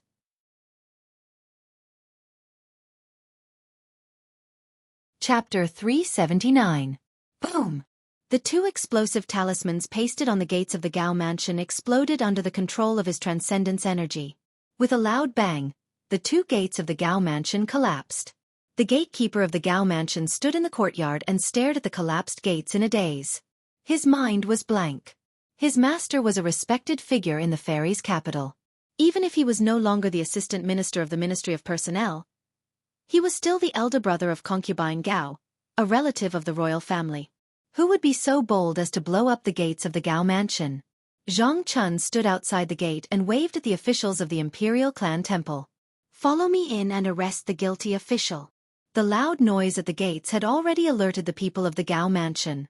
In a split second, more than 10 maids and servants rushed out from various places. As soon as they arrived at the front courtyard, they saw the collapsed gates of the Gao mansion. The former Right Assistant Minister of the Ministry of Personnel, Gao Hong, rushed out of the inner court. Seeing that the main gate of his residence had been blasted open, he was enraged. He glared at Zhang Chun, his eyes almost popping out of their sockets as he snapped. Zhang, what are you doing? Gao Hong hated Zhang Chun to the core. Not only because Zhang Chun took his position as the assistant minister of the Ministry of Personnel, but also because Zhang Chun was Li Mu's #1 lackey. If you hated someone, you would naturally hate everything about that person, including his lackeys. Zhang Chun looked at Gao Hong and said calmly, "There is a case that requires you to go to the Imperial Clan Temple. However, your gatekeeper refused to cooperate, so I can only take forceful measures." The gatekeeper of the Gao mansion hid in a corner, trembling and not daring to raise his head. Gao Hong held back his anger and asked, "What case?" Zhang Chun said, "You'll know when you get there." Gao Hong said coldly, "No matter what, I'm still the royal uncle. You don't have the right to summon me. If you want to summon me, show me the official seal of the Imperial Clan Temple." Zhang Chun looked at a minor official of the Imperial Clan Temple and asked, "Is there such a thing?" The minor official nodded and said, "Lord Gao's sister is the son of the former emperor's concubine, Concubine Gao of the Western Palace. To summon a member of the royal family or a relative of the emperor, you need the seal of the Imperial Clan Temple Master. Indeed, Lord Gao does not have this authority." Zhang Chun looked at Gao Hong and said, "You want the abbot seal, right? Wait a moment. I'll be right back." Gao Hong's face darkened as he watched Zhang Chun leave with his men. Since Zhang Chun dared to come knocking on his door, he must have gotten hold of something that could be used against him. He couldn't figure it out at the moment. As he walked out of the main gate of the Gao mansion, Zhang Chun looked back and said, "Before I return, you are not allowed to go anywhere. If you leave the Gao mansion by 10 feet, you will be considered a fugitive. The Imperial Clan Court can arrest you or execute you." Gao Hong's face darkened, but he still retracted his foot. He walked back to the Gao mansion and said to a servant, "Go to the royal prince's mansion of Nanyang and inform the royal prince of this." On the way back to the Zongjing temple, Zhang Chun muttered, "The Gao manor doesn't look small. There should be 5 entrances, right?" A minor official beside him said, "The Gao residence is a standard 7-sectioned mansion." 7. Zhang Chun thought about how his mansion only had 4 entrances, and there were only 2 maids and 2 servants. Just now in the Gao residence, there were almost 20 maids and servants who rushed out in an instant. Zhang Chun's heart was filled with envy. At this moment the minor official continued, "That's nothing. The royal prince of Nanyang's mansion is the bigger one. It has 10 entrances and 10 entrances. He has 13 wives and concubines, and each of them has their own independent courtyard. Each of them has a senior maid and 4 junior maids. There are artificial mountains, ponds, and beautiful pavilions in the mansion." Zhang Chun thought about his dream of living in a 5-section mansion before he retired. He shook his head and said, "The layout is too small." The group walked through the palace gates and returned to the Zongjing temple. They didn't know that the imperial court was in an uproar. The number of officials in the imperial court was mysteriously reduced by more than 20. The morning court could no longer be held.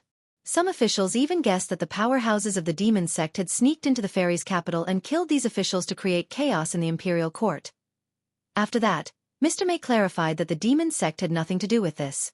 Last night, it was the Zongjing Temple's deputy minister, Zhang Chun, who led the Zongjing Temple's people to arrest the guilty officials.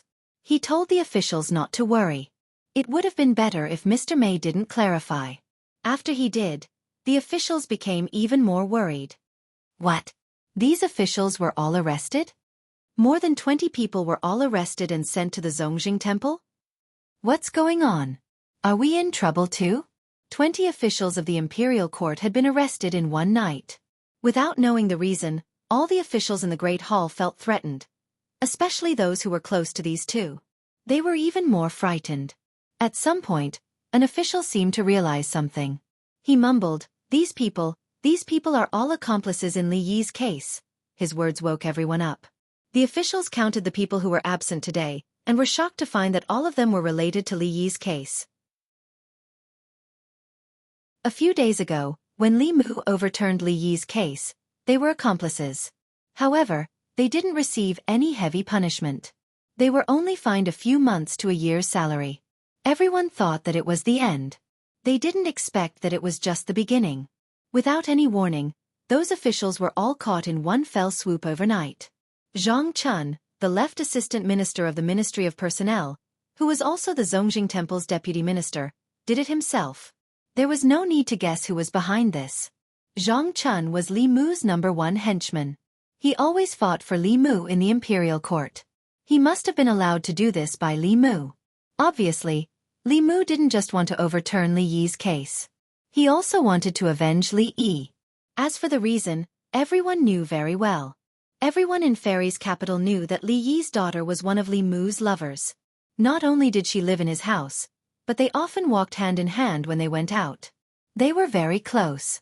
Li Mu overturned Li Yi's case because Li Yi was wronged and died. He wanted to avenge Li Yi because Li Yi was his father-in-law. Everyone's gaze shifted to where Li Mu was, only to find that there was no one there. Li Mu didn't even come to the imperial court today. Nonsense. This is simply nonsense. The left servant walked out and said in a deep voice, "What is the imperial court trying to do by arresting more than 20 officials for no reason?" Many people looked at Prince Shou in front. Prince Shou shook his head and said, "Don't look at me. I don't know anything." Some people in the imperial court shook their heads and sighed. Prince Shou was a prince and the head of the imperial court. He couldn't even control a minister. He was useless, Mr. May said. Yesterday, before Zhang Chun brought people to arrest them, he said that the imperial court has enough evidence. The left servant said with a dark face, "What evidence does he have to arrest more than 20 officials?" Mr. May said faintly, "The inner guards don't interfere with the imperial court. If you want to know, you just have to summon Zhang Chun to the imperial court." He turned to look at Shangguan Li. Shangguan Li walked to the curtain and came out after a while. She said, "Summon Zhang Chun." Crepe Myrtle Palace was only a few hundred steps away from the imperial court.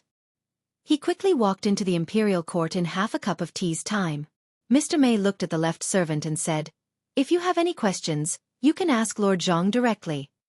The left servant looked at Zhang Chun and asked coldly, "Assistant Minister Zhang, you arrested more than 20 officials in the middle of the night and caused chaos in the imperial court. Shouldn't you give His Majesty and the imperial court an explanation?" Zhang Chun said, "The imperial court has evidence to arrest people. May I ask what explanation you want?" The left servant said in a low voice, "What crime did the Minister-Counselor of the Ministry of Revenue, Ai Tong, commit that you want to arrest him?" Zhang Chun said, "The Minister-Counselor of the Ministry of Revenue, Ai Tong, took advantage of his position to embezzle taxes from the imperial treasury. What's wrong with me arresting him?" The left servant was shocked. He asked, "Do you have evidence?" Zhang Chun said, "The evidence is conclusive." The left servant said, "Minister of Imperial Treasury, Wu Shang." Zhang Chun said, "Minister of Imperial Treasury, Wu Shang, used his power to threaten and sleep with young girls. The youngest of those girls was only 8 years old. Shouldn't he be arrested?" The left servant moved his lips and said, "Then the Minister of Imperial Treasury, Chen Guang," Zhang Chun continued. "The Minister of Imperial Treasury, Chen Guang, allowed his younger brother to commit crimes and invade private residences. He bribed the Ministry of Justice to get his younger brother released and exonerated, breaking the law. What's wrong with me arresting him?"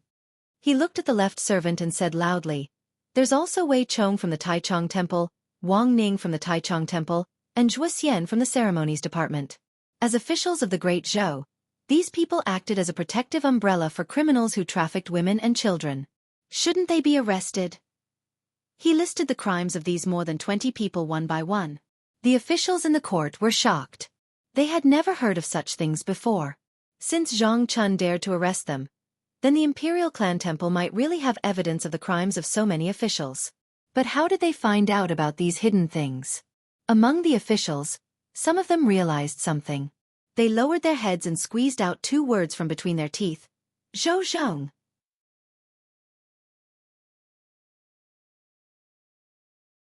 Chapter 380.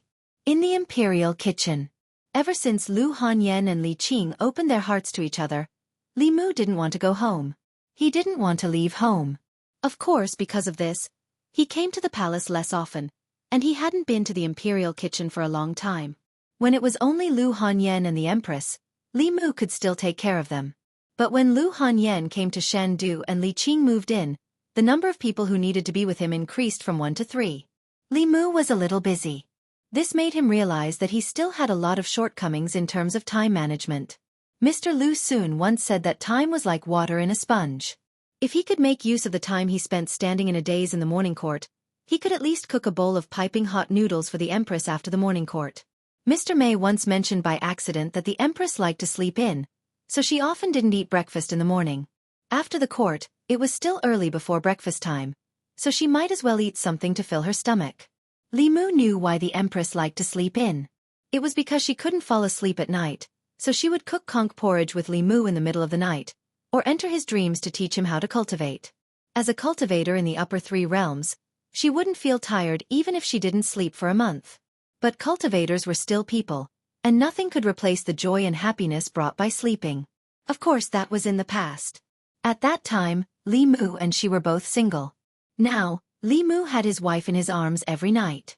Unlike the Empress, who had nothing to do during the long nights, he couldn't sleep beside Lu Hanyan and talk to another woman all night, even if that woman was Lu Hanyan's idol. While he was cooking the noodles, several imperial chefs were watching. Finally, one of them couldn't help but ask, "Lord Li, is there some secret to your cooking? Why can't we use the same ingredients and the same steps to make your dish taste the same?" Regarding this point, Li Mu also did not know. With the same ingredients and steps, the food made by these imperial chefs would definitely be better than his. Perhaps the Empress was used to eating the food and liked his taste. After cooking the noodles, Li Mu calculated the time and arrived at Changle Palace just as the morning court session was about to end. Soon, a figure walked out from the back of the hall. Zhou Yi looked at Li Mu and said, "Is it because I spoil you too much that you are becoming more and more unruly? You even dare to sneak out of the morning court." What's that smell?" Her throat moved, and her tone instantly softened as she asked, "Did you cook noodles?" Li Mu said, "I guess that your Majesty probably didn't eat breakfast today, so I went to the imperial kitchen to cook a bowl of noodles." Zhou Yi slowly sat down, thought for a moment, and said, "You are the deputy commander of the bamboo guards and also responsible for internal affairs. If there is an emergency in the morning court session, you can leave first. I won't blame you. Okay, give me the chopsticks." Watching the Empress eat the noodles in small bites, Li Mu asked, "Your Majesty, how is the situation in the court?" Zhou Yi slowly finished a mouthful of noodles, and then said, "You don't know what the result of the trouble you caused will be. The court officials are all in danger, and the court is in chaos. The trouble was caused by you, so you are responsible for pacifying it." Li Mu said, "These more than 20 guilty officials deserve to be punished. Although it will cause chaos for a short period of time, as long as it's properly arranged, it won't affect the court too much. Your Majesty, you can quickly promote some experienced officials without any background to replace their original positions in the departments of those guilty officials. This way, the impact can be minimized and the normal operation of the Yamen can be maintained. At the same time, Your Majesty can also publicize the crimes of these officials, and use this to win over the people. After Lord Li Yi overturned the case, the people of the 36 counties will greatly increase. After punishing these corrupt officials, Your Majesty's reputation will reach the peak, and you will not be inferior to the previous wise emperors of Great Zhou. It will only be a matter of time before you surpass Emperor Wen." Zhou Qiong didn't seem to be interested in Li Mu's pancake at all. Her mind was completely focused on the bowl of noodles in front of her. She was puzzled. The same noodles and the same side dishes. Why was it that the imperial chef's dish didn't taste as good as Li Mu's? She waved her hand and said, "Just do as you said. Go and arrange it." Walking out of Changle Palace, Li Mu's heart was slightly heavy. He was a little worried. If the Empress favored him so much and let him make all the decisions, the court officials might be jealous and label him as a favored official who caused chaos. They might band together and get rid of him.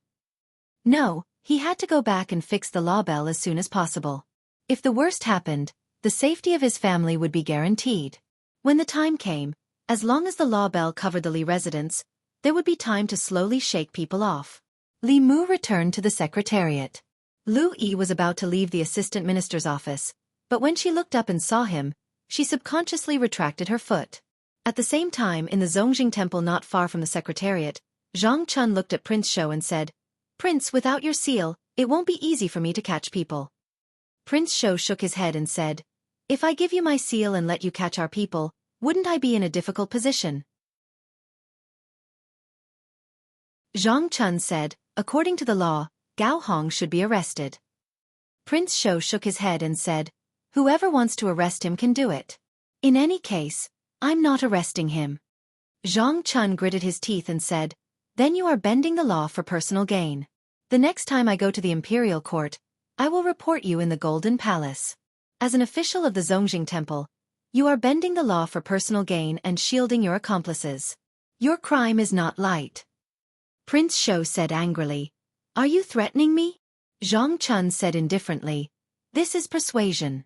Prince Shou suddenly sighed and said, you are threatening me with impeachment. If I arrest Gao Hong, they can't blame me. Show me the official document and my seal.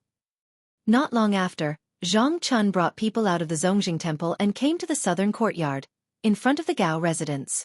The morning court had already ended, and Gao Hong had already received news that Zhang Chun was not targeting him. Last night, more than 20 officials in the imperial court were arrested by the Zongjing Temple. Without exception, these 20 people were all officials of the old party. Gao Hong found it hard to believe that the Zongjing Temple had something on all of them. Even the Empress's internal guards did not have this ability. There was no doubt that there was a traitor among them. As for who the traitor was, it couldn't be any more obvious.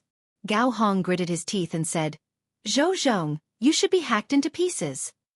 As the assistant minister of the Ministry of Justice, Zhou Zhong had gained their trust over the years. The Ministry of Justice had also become a shelter for the old party officials. No matter what crimes they committed, they could be cleared of any crimes through the Ministry of Justice. Zhou Zhong had helped the old party officials time and time again, and his status in the old party had also risen. At the same time, Zhou Zhong also had many things on them. Facts had proven that the more they valued someone, the deeper they were hurt. In just a month, Zhou Zhong had betrayed them twice. Previously, when he turned himself in and overturned Li Yi's case, he had already caused the old party to lose an arm. This time, although the officials he targeted were not high-ranking, the scope was huge. The old party would probably suffer another blow. However, this was not necessarily a bad thing. After this, the higher-ups would probably not tolerate Li Mu anymore. Even if it went against the emperor's will, they would resolutely get rid of him. Before that, he just needed to wait for news. Gao Hong did not receive any news, but Zhang Chun did. Looking at the official seal of the Imperial Clan Temple, Gao Hong said in disbelief, you stole His Highness's seal. Bullshit. Zhang Chun glared at him and said, do I need to steal it? I just need to tell him that you, Gao Hong, are guilty. If he didn't seal it, he would be bending the law for favoritism and covering up for his accomplice. I will have the imperial court impeach him, and he will confess everything. Gao Hong's lungs were about to explode. He gritted his teeth and said, coward.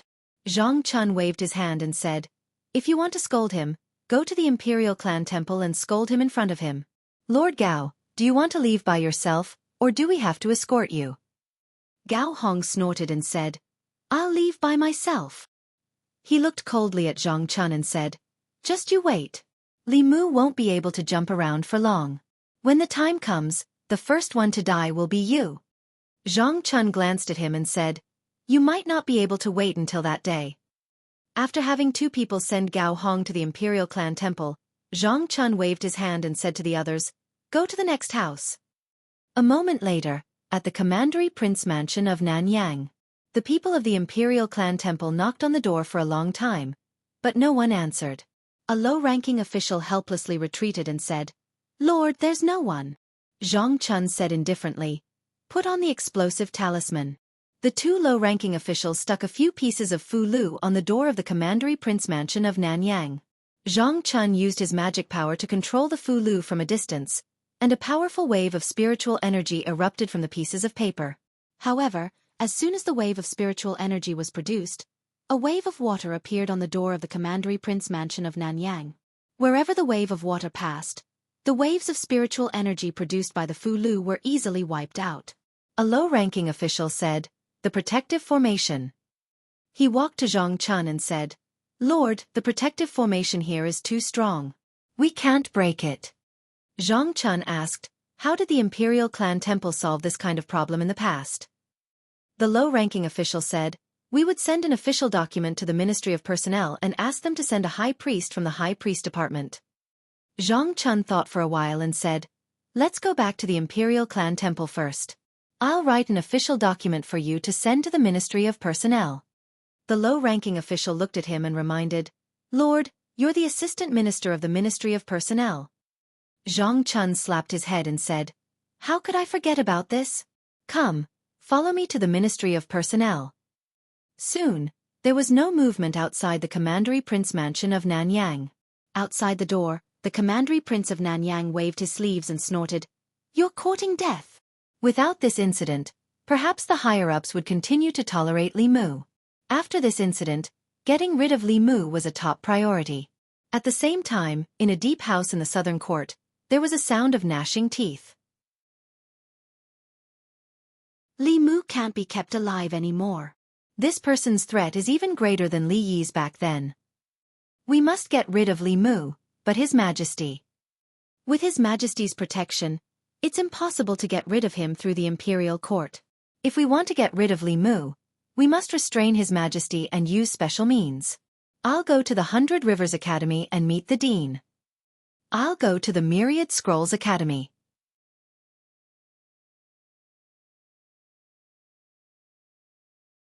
Chapter 381.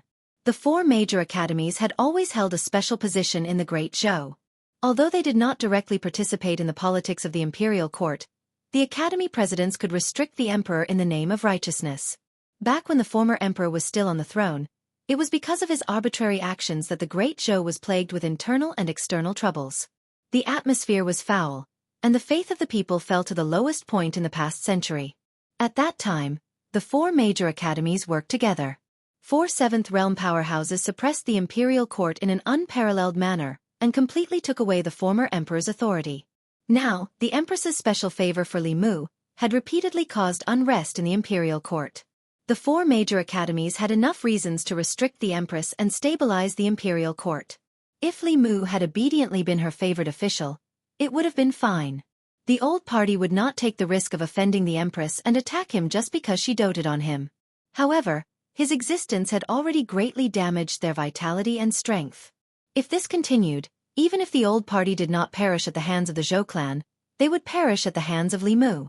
Li Mu must be eliminated. For this, they did not hesitate to force the emperor to abdicate. 100 Rivers Academy.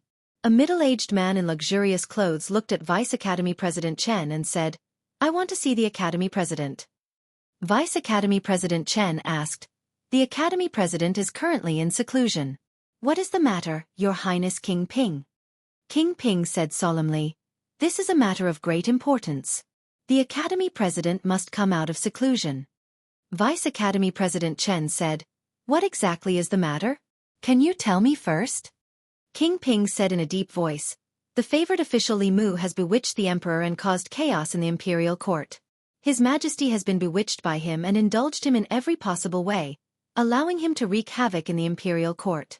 If this continues, the consequences will be unimaginable. I would like to ask the Academy Presidents to persuade His Majesty to punish the demonic official Li Mu and return peace to the imperial court."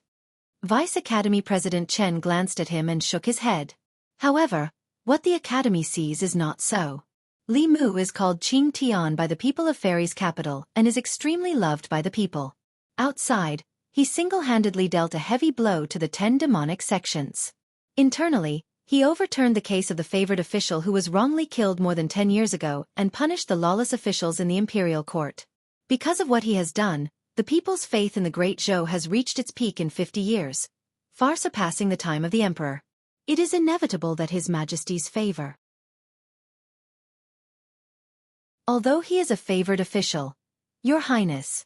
King Ping opened his mouth and said, There is one thing that I hope Your Highness can understand." Vice Academy President Chen looked at King Ping and said slowly, "The Academy is the Academy of the Great Zhou, not the Academy of the Shao clan.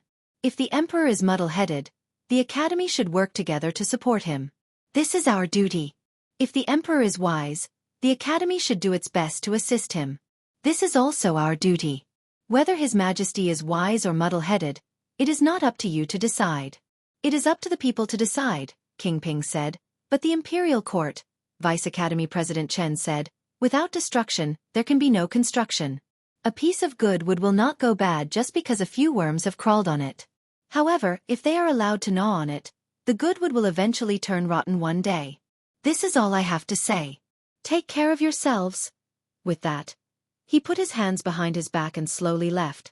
King Ping stood where he was and his expression changed for a while. Finally, he revealed a helpless expression. After a while, he left the 100 Rivers Academy and returned to King Ping's residence. Several people who were waiting in the residence immediately came up to him and spoke. How was it? What did the dean say? Brother Wang say something? King Ping looked at everyone and sighed. Let's drop this matter. Don't mention it again. Why? Could it be that the academy doesn't agree? While everyone was asking, another figure walked in from outside. The Duke of Jiangyin had just walked into the courtyard when he shook his head and said, I didn't see the dean. I don't think we can count on the Thousand Scrolls Academy. Among the 4 great academies, the White Deer Academy belonged to the Ministry of War and could never be counted on. As for the other 3 great academies, the 100 Rivers Academy and the Thousand Scrolls Academy supported the Shao clan. The Azure Cloud Academy stood on the side of the Zhou clan. If even the 100 Rivers Academy and the Thousand Scrolls Academy could not be won over, then there was no need to mention the Azure Cloud Academy. At least 3 deans were needed to persuade the Empress. Even if they managed to win over the Azure Cloud Academy, it would be useless. One of them looked at the Duke of Jiangyin and asked, What did the Thousand Scrolls Academy say? The Duke of Jiangyin shook his head and said, They said that the Academy is not a tool for us to fight for power. They only want to ensure the continuation of the Shao clan's royal family. If the Empress wants to pass the throne to a disciple of the Zhou clan, they will do their best to stop it. Apart from that, the Academy will not participate in any court battles. After saying that, he looked at King Ping and asked, What did the 100 Rivers Academy say? King Ping said, They told us to take care of ourselves. No one spoke again. The courtyard fell into a long silence. The meaning of take care of ourselves was that the 100 Rivers Academy would not help them this time. All along, they had thought that the Zhou clan only had one advantage over the Shao clan, and that was that the Empress's surname was Zhou.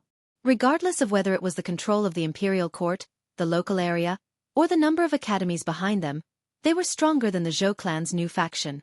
In fact, if it was not for the former emperor's incompetence that caused the wrath of the people and made the Azure Cloud Academy's dean extremely disappointed in the Shao clan, there might be 3 or even 4 academies behind the Shao clan. It was only now that they realized that although the 2 academies behind them were inclined to let the Shao clan return to the orthodox lineage in the future, that was a matter for the future. At present, they still acknowledged the Empress. In fact, it was not just the academies. Even everyone present was convinced by the current Empress. She had shown great talent in cultivation since she was young. Otherwise, she would not have been valued by the former emperor and become the crown princess and empress. The fact that she could be acknowledged by the emperor's qi and successfully advance to the 7th realm proved this point. At that time, no one in the Shao clan could withstand the emperor's qi and forcefully break through. The royal clan would not have an additional 7th realm powerhouse, but a useless person whose foundation was destroyed. One had to know that she was only 25 years old back then. Since ancient times, no one in the Shao clan had been able to inherit the emperor's qi and advance to the 7th realm at the age of 25. Obviously, the academies would not stand against the empress for this matter. The Duke of Jiangyin asked, What do we do now? After a long silence, King Ping shook his head and said tiredly, Let's leave it at that. Although he did not say much, everyone could hear the intention to retreat from his words. The Shao royal clan did not retreat when facing the new faction that was at the peak of their power. Now that they were facing a lone official, they had the intention to retreat. After failing to defeat Li Mu after using countless methods openly and secretly, they chose to avoid him. The Li residence. Li Mu had just learned from Zhang Chun that the Duke of Nanyang's residence was covered by a powerful formation, and the officials of the ancestral temple could not enter. As the assistant minister of the Ministry of Personnel, he mobilized the consecrated department to help, but was rejected by the consecrated department. The consecrated department was a special department in the imperial court. It was not an official office. The consecrators in it were powerhouses recruited from all over the country at great cost by the imperial court. Their relationship with the imperial court was a cooperative relationship, not a subordinate one. The consecrated department existed in the previous dynasty, and had always been under the control of the old faction. Ever since someone tried to assassinate Zhou Zhong in the consecrated department, Li Mu decided to find an opportunity to reorganize the department. However, he had been busy with other things these days and delayed this matter. Now, he was almost done with the matters at hand and could start to clean up the consecrated department. Before that, he had to help Zhang Chun solve the current problem. There were not many powerhouses in the ancestral temple. They could not be compared to the consecrated department and could not break the formation of the Duke of Nanyang's residence. Li Mu walked out of the residence and said, "Let's go. I'll go with you to take a look." The Duke of Nanyang's residence. The Duke of Nanyang observed the situation outside the door through a mirror. Several officials of the ancestral temple stood there, but Zhang Chun had disappeared. This time, Li Mu suddenly went crazy and let Zhang Chun capture so many officials of the old faction. This really surprised the Duke of Nanyang. After the surprise, he was delighted. The reason why the higher-ups tolerated Li Mu was that although Li Mu had damaged the interests of the old faction, it was not to the extent that they would completely fall out with the Empress and get rid of Li Mu at all costs. Now it was time. Because Li Mu's actions had shaken the foundation of the old faction in the imperial court. The entire old faction did not hesitate to ask the Academy for help and restrain the Empress in order to get rid of Li Mu, a thorn in their flesh. In the end, Li Mu was killed by his arrogance. What the Duke of Nanyang had to do was wait. He was waiting for the higher-ups to make a move. When Li Mu died, Zhang Chun and the others would be like chickens and pottery dogs, unable to withstand a single blow. While the Duke of Nanyang was waiting, he saw the figures of Zhang Chun and Li Mu appear in the mirror. When he saw Li Mu, a trace of impatience appeared on his face. He gritted his teeth and said, "Why haven't you made a move yet?" Then, he saw Li Mu and Zhang Chun outside, trying all kinds of methods to break the array of the Duke of Nanyang's residence. The Duke of Nanyang sneered. This array was set up by the array masters of the Spirit Array sect. Even a sixth realm expert would have to spend some effort to break it. Li Mu and Zhang Chun were overestimating themselves. Outside the Duke of Nanyang's residence, Li Mu also discovered the extraordinariness of this array. This array could absorb attacks from the outside world and even turn the attacks or the spirit chi in the Fulu into one's own. It was not an ordinary defensive array. It might have been set up by an array master. Although Li Mu had the memories of the Thousand Illusions Venerable Master, he knew that most of those arrays were evil arrays. He did not have a deep understanding of the orthodox arrays. This almost eliminated the possibility of him using ingenuity to break this array. Since he could not use ingenuity, he could only use brute force. Li Mu whistled, and the Dao bell flew out of his ear. In the blink of an eye, it grew to the height of a human. Li Mu pointed at the array outside the Duke of Nanyang's residence and said, "Crash into it." Buzz. The Dao bell responded with a buzz. Then, it flew high into the air and swooped down, crashing heavily into the defensive array. A burst of light flowed on the array. It resisted stubbornly for a few breaths before the light on it quickly dimmed. Zhang Chun strode forward and slammed the door a few times. He shouted, "Xiao Yun, Duke of Nanyang, the Imperial Clan Temple is handling a case. Hurry up and open the door. Don't hide inside. I know you're at home.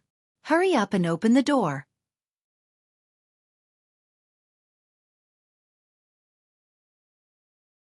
Chapter 382. Zhang Chun pounded on the door like he was announcing a funeral, but no one responded. He channeled his mana into his palms and slammed them down. The two doors collapsed inwards, and Xiao Yun, the Duke of Nanyang, appeared in front of him with a gloomy face. Zhang Chun stared at the Duke of Nanyang unhappily and asked, "The Imperial Ancestral Temple has summoned you to close your residence. Are you resisting arrest?" The Duke of Nanyang, the former Minister of Personnel, had fallen to the point where his residence was broken down and humiliated. The Duke of Nanyang could no longer suppress the anger in his heart. He wanted nothing more than to kill Li Mu and Zhang Chun. Thinking that the two of them would not last long, he forcefully used his mana to suppress his anger.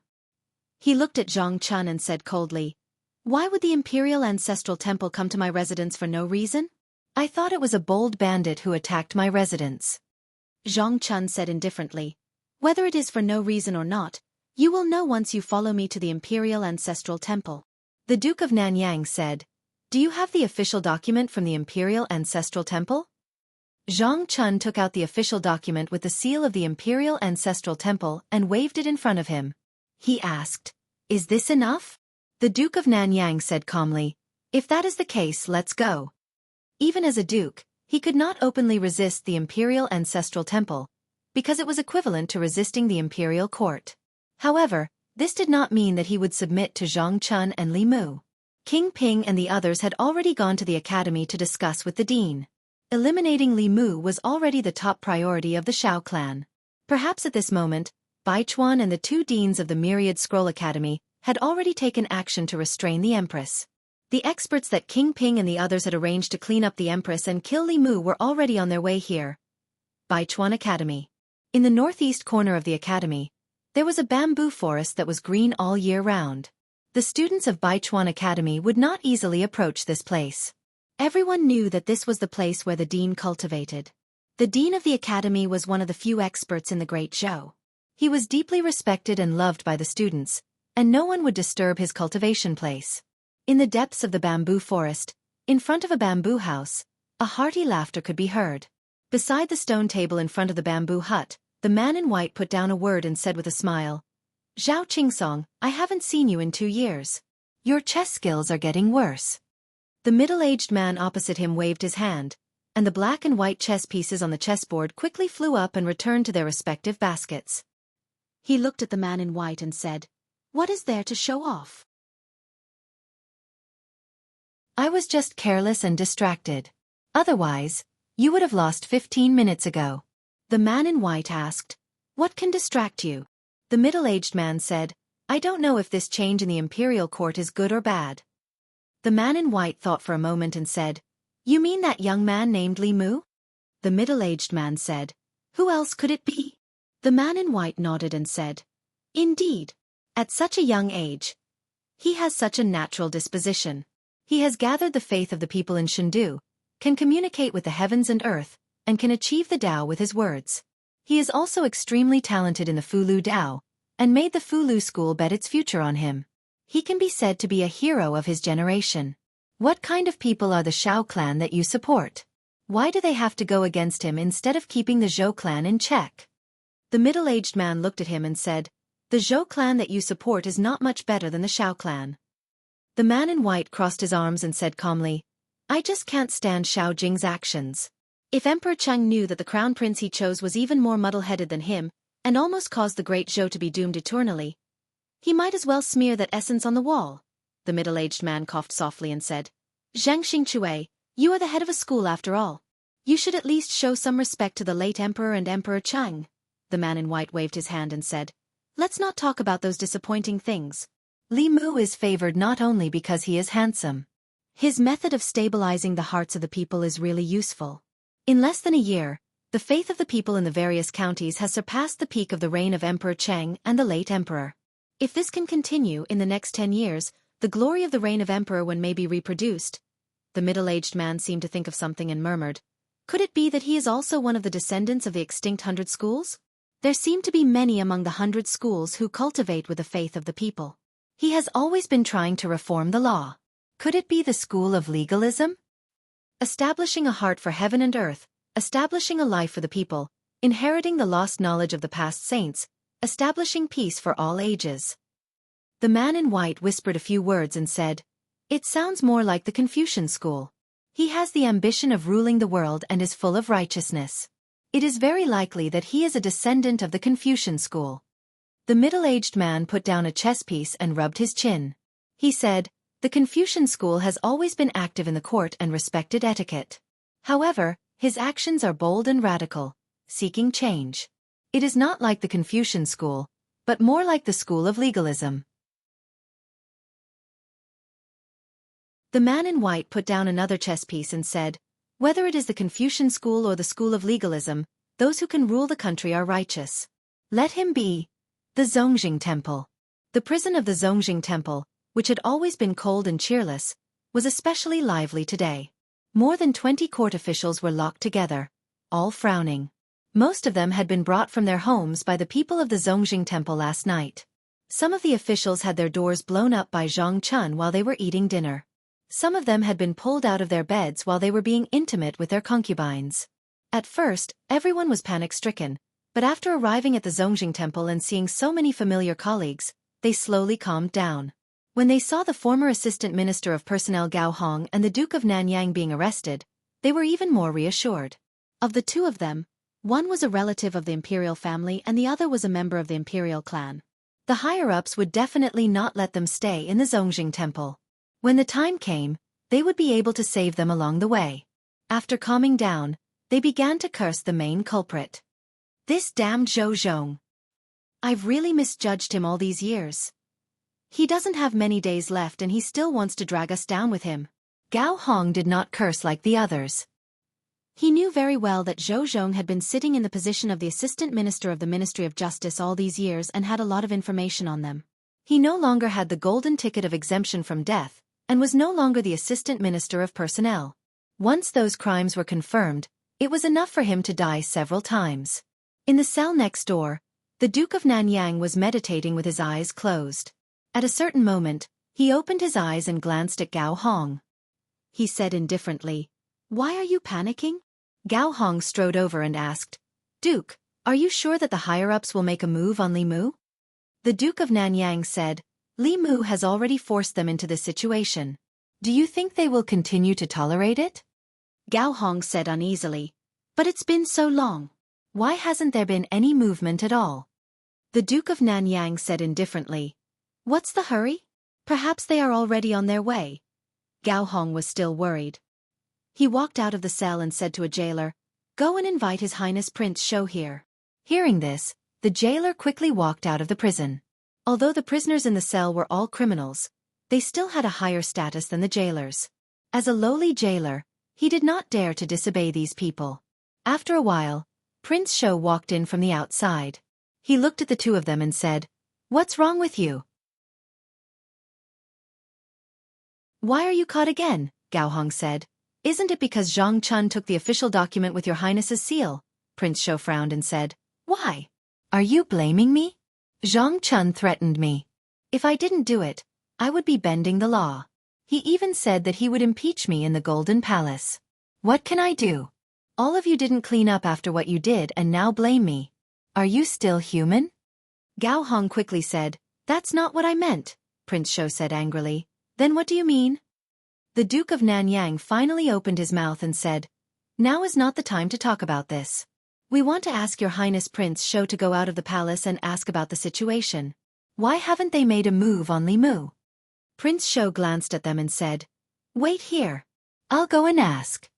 Half an hour later, in the southern court, Prince Ping's residence. Prince Shou sipped his tea and looked at Prince Ping. He asked, "What about the Duke of Nanyang, Gao Hong and the rest? Should I let them go?" Prince Ping stretched out his hand and said, "No." Prince Shou was stunned and asked, "Then what should I do?" Prince Ping took a deep breath and said, "According to the law, those who should be demoted will be demoted and those who should be killed will be killed." Prince Shou spat out his tea and wiped his mouth with his sleeve. He asked, "Then what about the Duke of Nanyang?" Prince Ping shook his head and said, "Without the death exemption token, he can't be saved." Prince Shou was stunned and said, "Aren't you going to join forces with the academy to make a move on Li Mu?" Prince Ping said, "Li Mu is not our enemy. The Zhou family is. There's no need to take the risk." Prince Shou said, "But that's not right. If Li Mu makes a move, Xiao Yun will die." Prince Ping leaned on the chair and slowly let out a sigh of relief. He said, "He asked for it. 36 dukes. Even if one is gone, there are still 35. Smack.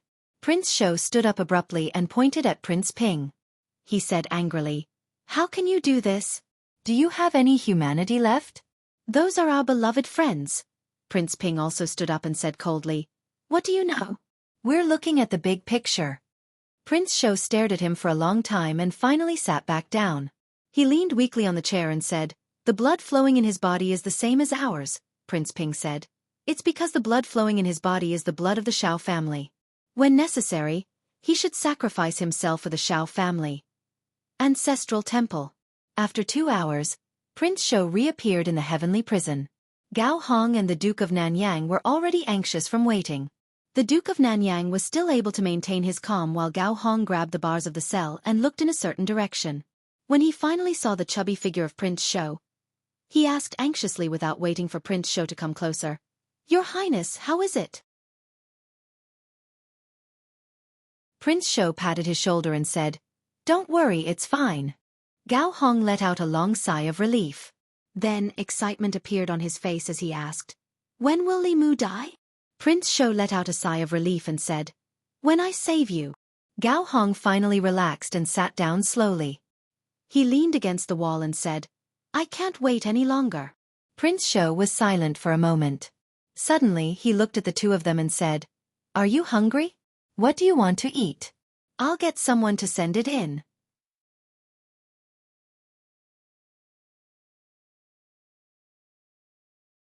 Chapter 383. The officials who were locked up in the Zongjing Temple lived a life of luxury at home. Naturally, they weren't used to the food of the Zongjing Temple. As the head of the Zongjing Temple, Prince Shou took this into consideration and sent them food from the restaurant outside the palace. In the prison, the officials were eating heartily. "This pork shoulder is from the Wafting Fragrance restaurant." "It's definitely from the Wafting Fragrance restaurant. The smell of the wine can't be wrong. The food of the Zongjing Temple is really hard to swallow. The Wafting Fragrance restaurant is the best. Thank you, Your Highness Prince Shou." Other than having their freedom restricted, the 20 officials didn't suffer much in the Zongjing Temple. Prince Shou arranged a single cell for each of them and changed the bed sheets. In order to protect their privacy, he even had people separate the cells with curtains. 3 meals a day, breakfast, lunch, and dinner. 2 hours in advance, the prison guards would send the menus from the various restaurants in the divine capital. Each of them could order 4 dishes, 1 soup, and a pot of wine. If they were hungry in the middle of the night, they could even order supper.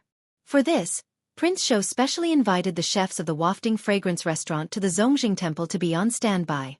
Even if these officials had more needs in the middle of the night, the chefs would have to crawl out of bed to satisfy them.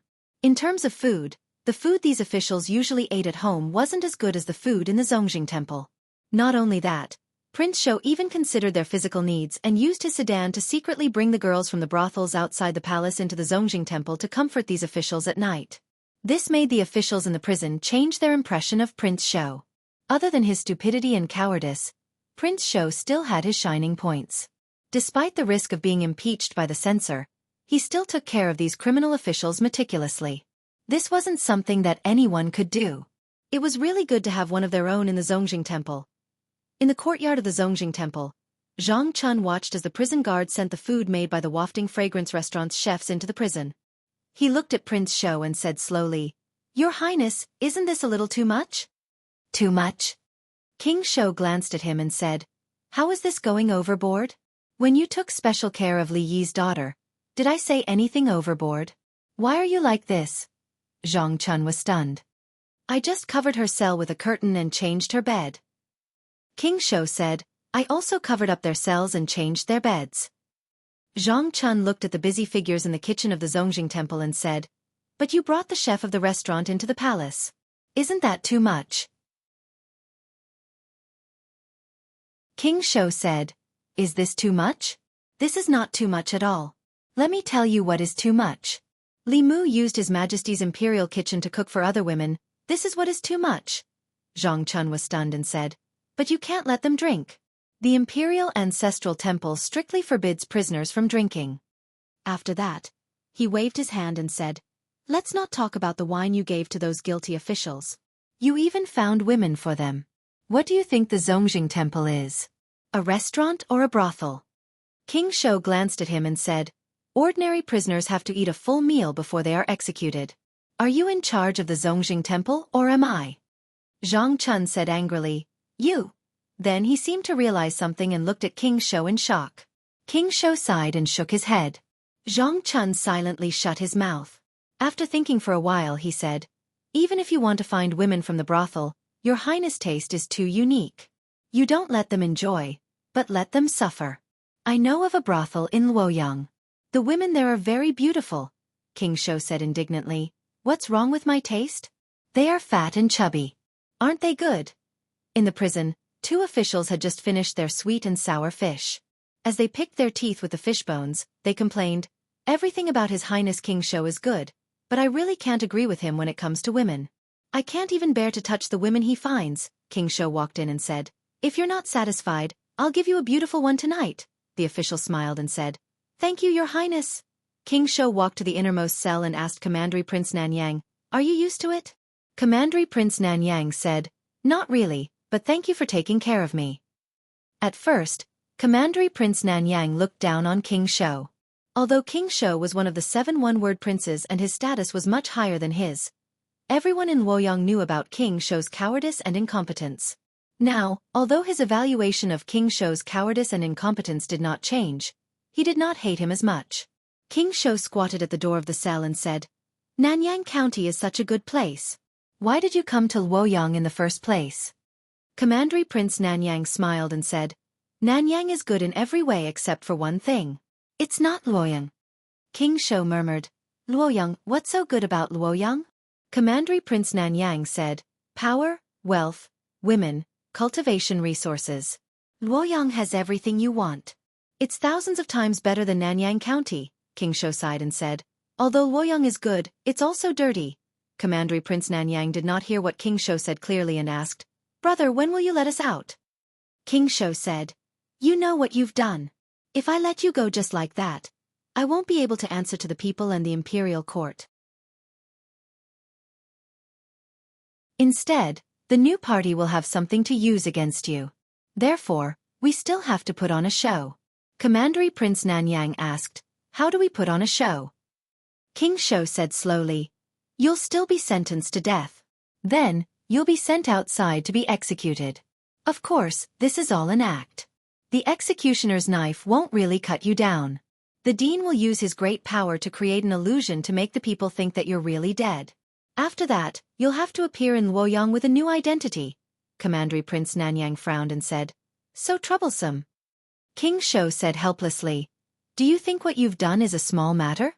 According to the crimes that Zhou Zhong has confessed, each and every one of you will be beheaded. This is the only way to save your lives. From today onwards, Commandery Prince Nanyang is dead. You'll have a new identity. At that time, we'll find a way to let you enter the imperial court again. After that, you'll get back everything you've lost." Commandery Prince Nanyang had a thoughtful expression as he carefully considered King Sho's words. Indeed, since Li Yi's case was overturned, Commandery Prince Xiao Yun was no different from a dead man in the Great Zhou. His official position was revoked and he would never be employed by the imperial court again. Instead of using the useless identity of Commandery Prince Nanyang, he might as well change his appearance and start a new life. If King Sho really let him go so easily, Commandery Prince Nanyang would be suspicious. Li Mu and the Zhou clan were watching. If he let them go, King Sho wouldn't be able to bear the consequences. However, his plan was so meticulous that it wasn't possible for him to be deceived. It was most likely a decision made by the higher-ups. At this moment, King Sho continued, "I need all of you to act out this scene. Don't mess it up. Otherwise, all your previous efforts will be wasted and no one will be able to save you." Commandery Prince Nanyang no longer had any doubts. He nodded and said, "I understand." King Sho patted him on the shoulder and said, "Remember, even if a knife is placed on your neck, you must remain calm. This is because the executioners this time are all our people. All right. Remember to tell the others. Otherwise, if they mess it up, everyone will be implicated and Li Mu won't be able to get rid of them." Commandery Prince Nanyang said, "Don't worry. If anyone dares to mess it up, I'll take their life." In the court of the Zongjing Temple, Zhang Chun looked at the few guilty officials kneeling before him. He picked up a document and read it aloud. Minister Councillor Ai Tong of the Ministry of Revenue. During his reign, he coveted a huge amount of tax from the national treasury. According to the law of the Great Zhou, he is sentenced to death by beheading. Minister Wu Shang of Guanglu Temple. According to the law of the Great Zhou, he is sentenced to death by beheading. Wei Chong, Wang Ning, and Zhuo Xian. As officials of the Great Zhou, they participated in the trafficking of women and children and acted as a shield for evil forces. They are sentenced to death by beheading. Minister Chen Guang. They are sentenced to death by beheading. When Zhang Chun announced the sentence, There was no fear on the faces of the officials in the court. Some of them even looked at each other and laughed. It wasn't that they weren't afraid of death. It was just that King Sho had already made it clear to them that this was just an act. When the time came, not only would they not die, but they would also usher in a more glorious life with a new identity. The death penalty documents of these officials had already been reviewed multiple times. After Zhang Chun announced the sentence in the court, more than 20 people were escorted to the execution ground. King Sho stood outside the Zongjing temple and nodded at all the guilty officials who walked out of the temple. After receiving the hint from King Sho, everyone felt more at ease. They rushed to the execution ground without any fear, looking quite resolute. On the execution ground. Screens surrounded the execution ground. The people below the execution ground couldn't see the specific situation on the execution ground. This time, those who were to be executed were all officials of the imperial court. There were even relatives of the emperor. The scene of their execution couldn't be seen by the people. Li Mu held Li Qing's hand and stood in the crowd. The main culprits and accomplices who framed her father back then were almost all here. Li Mu promised her that all the culprits of the case back then would receive the punishment they deserved. Behind the screens, more than 20 people knelt there. There was still no fear on their faces. Some of them even looked back at the executioner with a smile. Even though the executioner was used to big scenes, he still felt goosebumps from the strange gazes of these people who were about to die. Zhang Chun sat at the executioner's seat. He looked up at the sky, grabbed a bunch of sticks, and threw them out. He said, "The time is up. Start the execution." The executioner's knife was raised high and quickly brought down. Looking at the heads rolling next to him, one of the officials sighed in his heart. A seventh realm cultivator was indeed a seventh realm cultivator. This kind of realistic illusion almost fooled him, let alone the people. There were also a few people whose expressions changed when they noticed the blood of the people next to them splattering on them. However, the executioner behind them didn't give them time to think. With a slash of the knife, the heads were separated from the bodies and their souls scattered. Before and after the execution ground was completely silent. In the past, before the execution, the prisoners would cry and howl. This was probably the quietest execution that the people of the fairies' capital had ever seen. King Sho stood outside the execution ground and sighed deeply. He muttered, "In your next life, be a good person."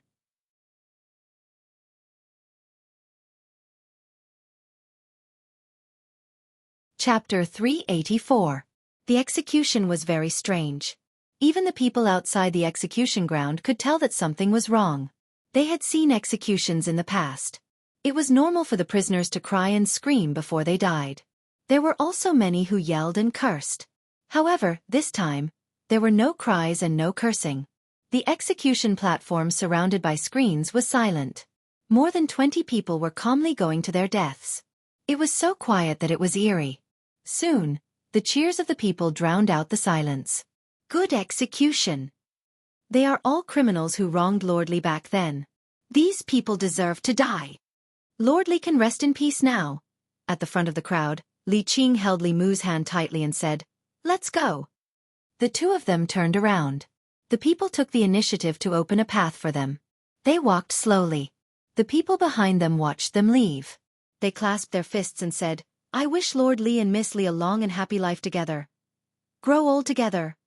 May you have a child." More than 20 guilty officials were beheaded, and the people all clapped their hands in joy. These people were not only accomplices in framing Lord Li, but they themselves were also guilty of many crimes. Their death was a good thing for the country and the people. After the execution, some of the commoners even spat on the execution platform as they left, their faces filled with joy. King Sho sighed and said to a servant beside him, "Don't remove the screens yet. Inform their families to come and collect the bodies." The servant nodded and said, "Yes." King Sho put his hands behind his back and shook his head as he walked away. He said softly, "It's good that they're dead. There's no more trouble after they die." Zhang Chun walked behind him and said, "These people have committed countless crimes. It's too easy for them to die like this." Although these criminals were dead, they still thought that it was a trap. After today, they would reappear in the divine capital with a new identity. Although they died in the end, at least they didn't feel fear or pain before they died. King Sho said casually, "In life, There are some things that shouldn't be taken too seriously. It's fine if it's not too bad. The news that more than 20 officials from the old party, including Commandery Prince Nanyang and the elder brother of the concubine dowager, had been beheaded at the street corner quickly swept through Luoyang and shocked countless people. Are they really dead? No one saved them? The Shao clan hasn't done anything. Are they just going to be abandoned like that? What are they afraid of, and what are they afraid of? You still don't understand. They're obviously afraid of Li Mu. At the Zhou family's banquet, Zhou Chuan's face was pale. Chen Jian was dead, Gao Hong was dead, and the Duke of Nanyang, Xiao Yun, was dead. Of the 7 main culprits back then, only he, the Duke of Zhongyong, and the Duke of Peace and Peace were left. Li Mu didn't even spare the accomplices, so how could he spare the main culprits? In particular, the death of the Duke of Nanyang had made him even more terrified. Even the Shao royal family could not escape Li Mu's punishment, let alone him. Zhou Chen lowered his head to eat, but his forehead was full of cold sweat. He knew what his father was worried about. The Duke of Nanyang and those people were dead. Perhaps his father would be his next target. More than half a year ago, Li Mu was still a small official in a remote county.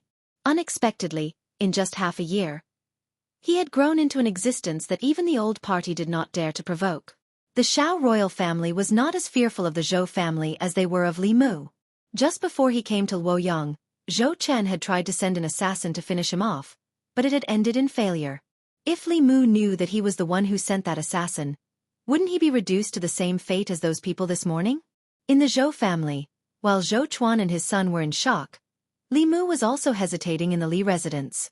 Until today, most of the people involved in the case back then had received the punishment they deserved. No accomplices had escaped, and there were still 4 main culprits in Luoyang. These 4 people were the Marquis of Zhongyong, the Earl of Ping En, the Marquis of Yongding, and Zhou Chuan of the Zhou family. The first 3 bigwigs of Luoyang were involved in Zhou Zhong's scheme. They had no enmity with Li Yi. Zhou Zhong knew that he could not change the overall situation, so he deliberately lured them into the trap in order to get the 3 death exemption tokens in their hands. Before Zhou Zhong lured them in, Li Yi's fate was already sealed. These 3 people were just Zhou Zhong's pawns. Although they had bad records, there was no need to kill them. As for Zhou Chuan, although Li Mu wanted him to pay the price, there were 2 problems in front of him. First, the booklet that Zhou Zhong gave him contained evidence of the crimes of the old party officials. There was nothing about Zhou Chuan, so Li Mu could not overthrow him through the law. Second, Zhou Chuan was the Empress's uncle. Li Mu had already killed one of her younger brothers. He did not know how the Empress would feel if he killed another of her uncles. Even though she had left the Zhou family, the blood that flowed in her body was the same as the blood of the Zhou family. The Empress cared about him so much, so Li Mu could not ignore her feelings at all. He pondered for a long time and walked into the courtyard. He said to Lu Hanyan and Li Qing, "I'm going to the palace. You don't have to wait for me to eat today." After informing them, Li Mu left the Li residence and went to the palace. He first went to the imperial kitchen and made a few dishes that the Empress liked. Then, he took the food box and went to Changle Palace. In Changle Palace, Zhou Yi looked at the unusually sumptuous meal on the table. Finally, he looked at Li Mu and said, "What's the matter? Speak." Li Mu shook his head and said, "Nothing." Zhou Yi picked up his chopsticks and said, "I'll only give you one chance." Li Mu said, "Among the people who killed Lord Li Yi, the former Minister of Works, Zhou Chuan, was also an important mastermind." Zhou Yi was silent for a long time. Then he said lightly, "If you have evidence of his crimes, you can punish him according to the law. I will not protect him just because he is my uncle. If one day, the one who breaks the law is you, I will not protect you." Li Mu cupped his hands and said, "Thank you, Your Majesty." He walked out of Changle Palace and sighed in relief. Zhou Chuan was different from the others. No matter what, Li Mu could not go around the Empress and make a move on him. So, he needed to ask the Empress's opinion first. After getting the Empress's approval, there was only one problem left to solve. That was how to collect evidence of Zhou Chuan's crimes. The new party had only been established for 3 years. Moreover, the officials of the 2 parties were very different. The old party consisted mostly of influential officials, while the new party consisted mostly of new officials. In comparison, the influential officials had more misdeeds. Collecting evidence of the old party officials' crimes was easier than collecting evidence of the new party's crimes. Moreover, compared to the old party, the new party had stronger restrictions on the officials. This was also one of the reasons why Zhou Zhong had not been able to collect evidence of Zhou Chuan's crimes for so many years. Li Mu did not think that Zhou Zhong would be able to do something that Zhou Zhong had not been able to do for so many years. He walked out of the palace gates and stood outside for 15 minutes. Then, he walked toward the northern courtyard. This time, he did not go home. Instead, he stopped in front of another tall gate. Li Mu walked up and knocked on the door knocker. Soon, the gate opened a crack. A servant poked his head out and asked, "May I ask who your excellency is and why you have come to Zhou Mansion?" Li Mu looked at Zhou Mansion's gatekeeper and said indifferently, "Please go in and inform them that Censor Li Mu of the Secretariat has come to visit." A moment later, Zhou Chuan frowned and anxiously paced around the hall. He muttered, "Li Mu, what is he doing here? I won't see him. Let him go back." Zhou Xiong stretched out his hand and said, "No, if word gets out, outsiders will think that our Zhou family is afraid of Li Mu. Let him in." Zhou Chuan said, "Second brother, but it's fine. Let's see what he wants first." Zhou Xiong waved his hand and said, "His target might be you. Third brother, you should leave for now." After Zhou Chuan left, Zhou Ting said, "I'll leave as well." His only son had died at the hands of Li Mu. He could not face Li Mu calmly. A moment later, under the guidance of a servant, Li Mu passed through 2 doors, walked through several corridors, and arrived at a hall. Zhou Xiong was the only one in the hall. Li Mu walked into the hall. Zhou Xiong said indifferently, "Lord Li, please take a seat." "There's no need for that." Li Mu shook his head and said, "I'm here today to tell you one thing." Zhou Xiong picked up his teacup and asked, "What is it?" Li Mu said, "Zhou Chuan of the Zhou family was one of the main culprits who framed my father-in-law." Zhou Xiong said in a deep voice, "That case is over." Li Mu said, "That's what Duke Nanyang and Gao Hong thought too." Duke Nanyang and Gao Hong had just been executed. This was a blatant threat. Zhou Xiong slammed his teacup on the table and said loudly, "Li Mu, what are you trying to say?" Li Mu said indifferently, "Let Zhou Chuan ask to be exiled and this matter will end here." Zhou Xiong was stunned for a moment before he became furious. He stood up and gritted his teeth. "You're dreaming." Li Mu shook his head and said, "If it weren't for His Majesty, I would do it myself. At that time, it won't be as simple as being exiled. Don't force me." Zhou Xiong wanted to throw his teacup at Li Mu's face. He came to the Zhou family and asked the Zhou family to ask to be exiled. Who was the one forcing who? Zhou Xiong said angrily, "What right do you have to say that?" Li Mu looked at him and said, "When I was in the northern county, I was assassinated. Don't think that I don't know that the mastermind behind the assassination was Zhou Chuan's son, Zhou Chen." Crash! Zhou Chen, who was eavesdropping in the back hall, was shocked when he heard Li Mu's words. He couldn't help but take a few steps back and knocked over a chair. He picked up the chair with a pale face and his body trembled slightly. In the front hall, Zhou Xiong said flatly, "You're slandering me." Li Mu smiled and said, "Whether it's slander or not, you'll know when you get to the Imperial Clan Temple. I still have a lot of evidence of your Zhou family's crimes. At that time, it won't just be Zhou Chen's case. Zhou Chuan, Zhou Ting, and the other officials of your new party won't be able to escape. The fate of those officials on the execution ground today will be your fate." Zhou Xiong's face turned red. He pointed at him and said angrily, You. Li Mu looked at Zhou Xiong and said calmly, "Chen Jian's grave is already covered in grass. Gao Hong and Prince Nanyang's bodies have just turned cold. I only asked Zhou Chuan to be exiled because of His Majesty. I have no interest in the fight between the old and new parties. However, if I don't punish Zhou Chuan and avenge my father-in-law, I won't be able to answer to my wife. Zhou Chuan's request to be exiled is my limit. I'll give you 3 days to think about it."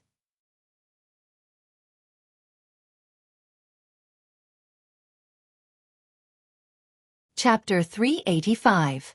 After saying those words, Li Mu turned and left the Zhou family. After he left, a few figures walked out from the back hall. Zhou Xiong looked coldly at Zhou Chen and asked, Is what Li Mu said true? Zhou Chen nodded and said fearfully, but back then when I hired the assassin, I did not reveal any of my identity. Zhou Xiong sat in his chair and said weakly, how much leverage does he have on the Zhou family? Most of the conflicts in the imperial court could not be seen in the open.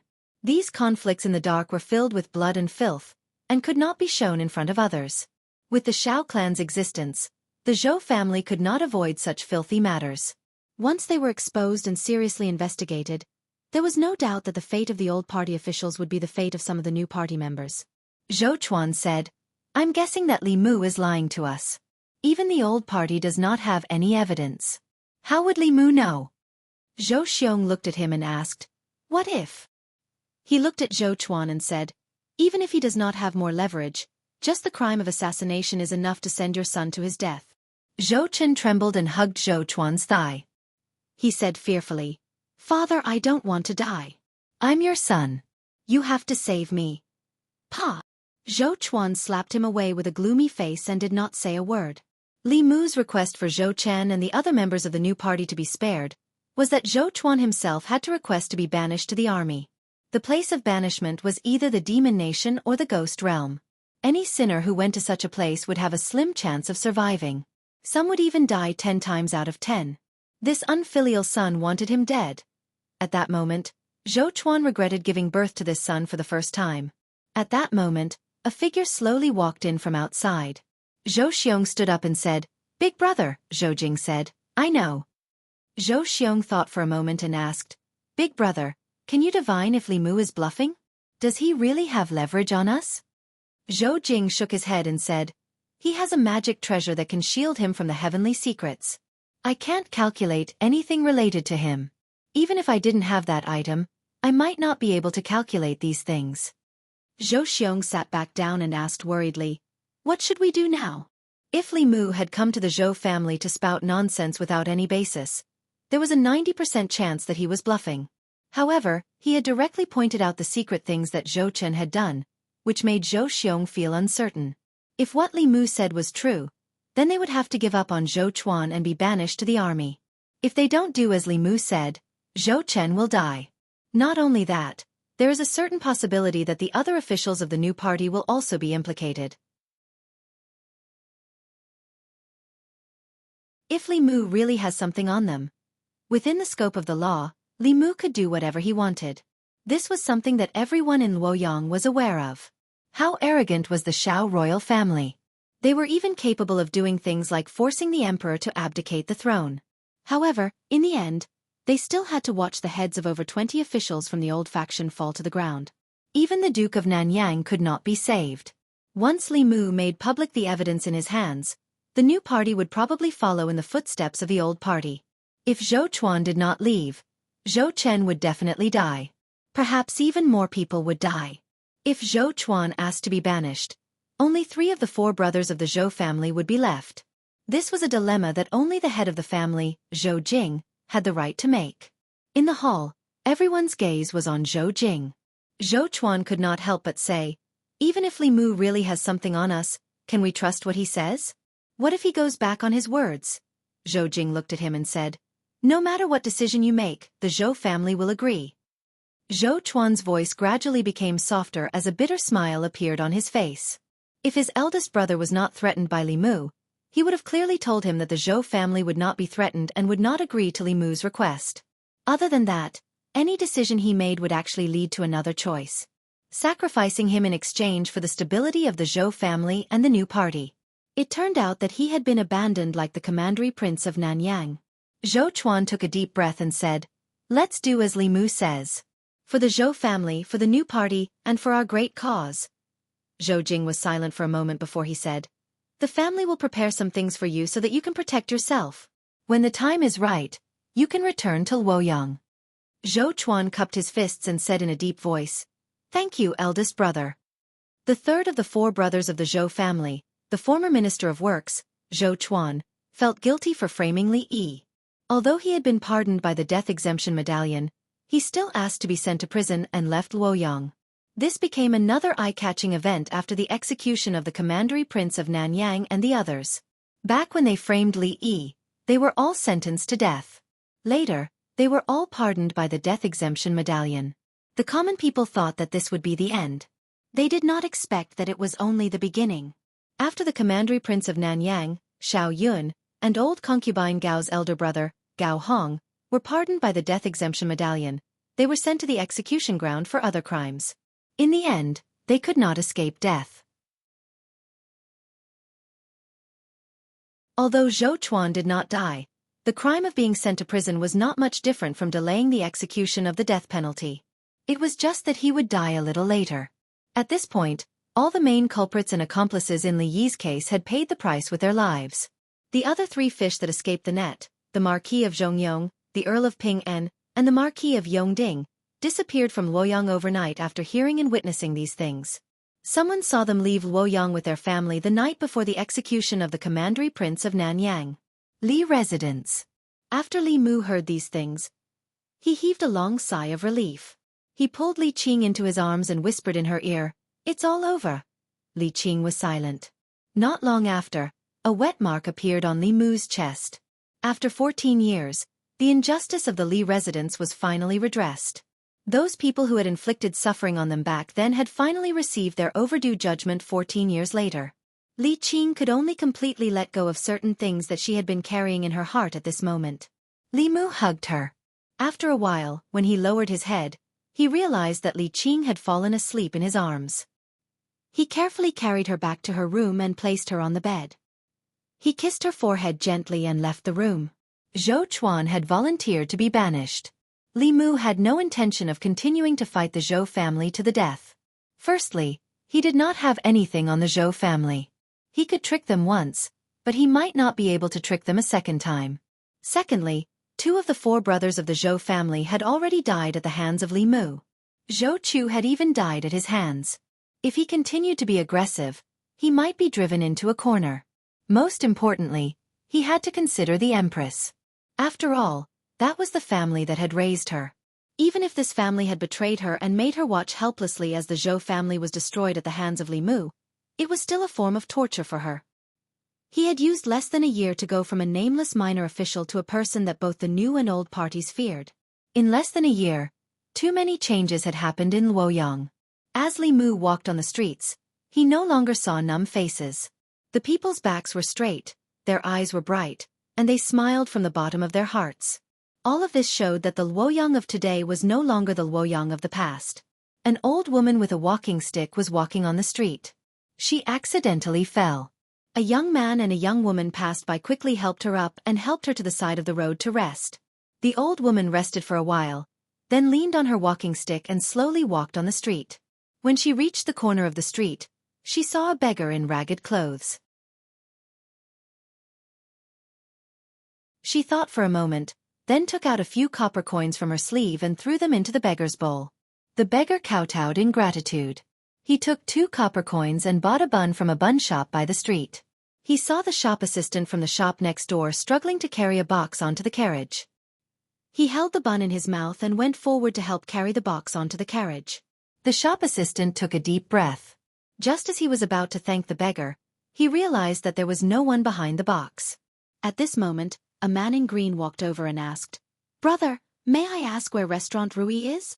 The shop assistant smiled and said, "I happen to have something to do near Restaurant Rui. Follow me." The man thanked him and followed the shop assistant to Restaurant Rui.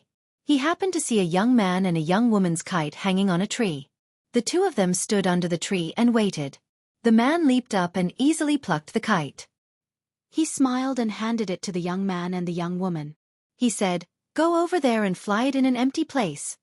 Li Mu was greeted by the people along the way. He could clearly feel the changes in Luoyang half a year ago.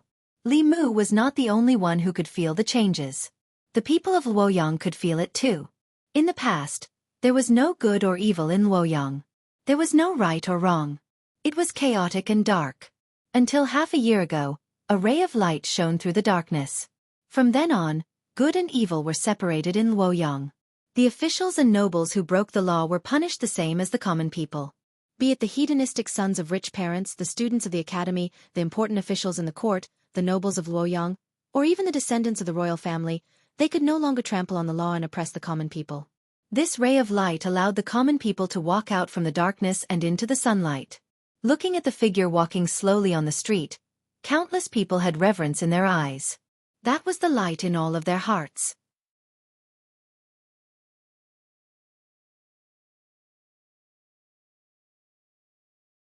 Chapter 386.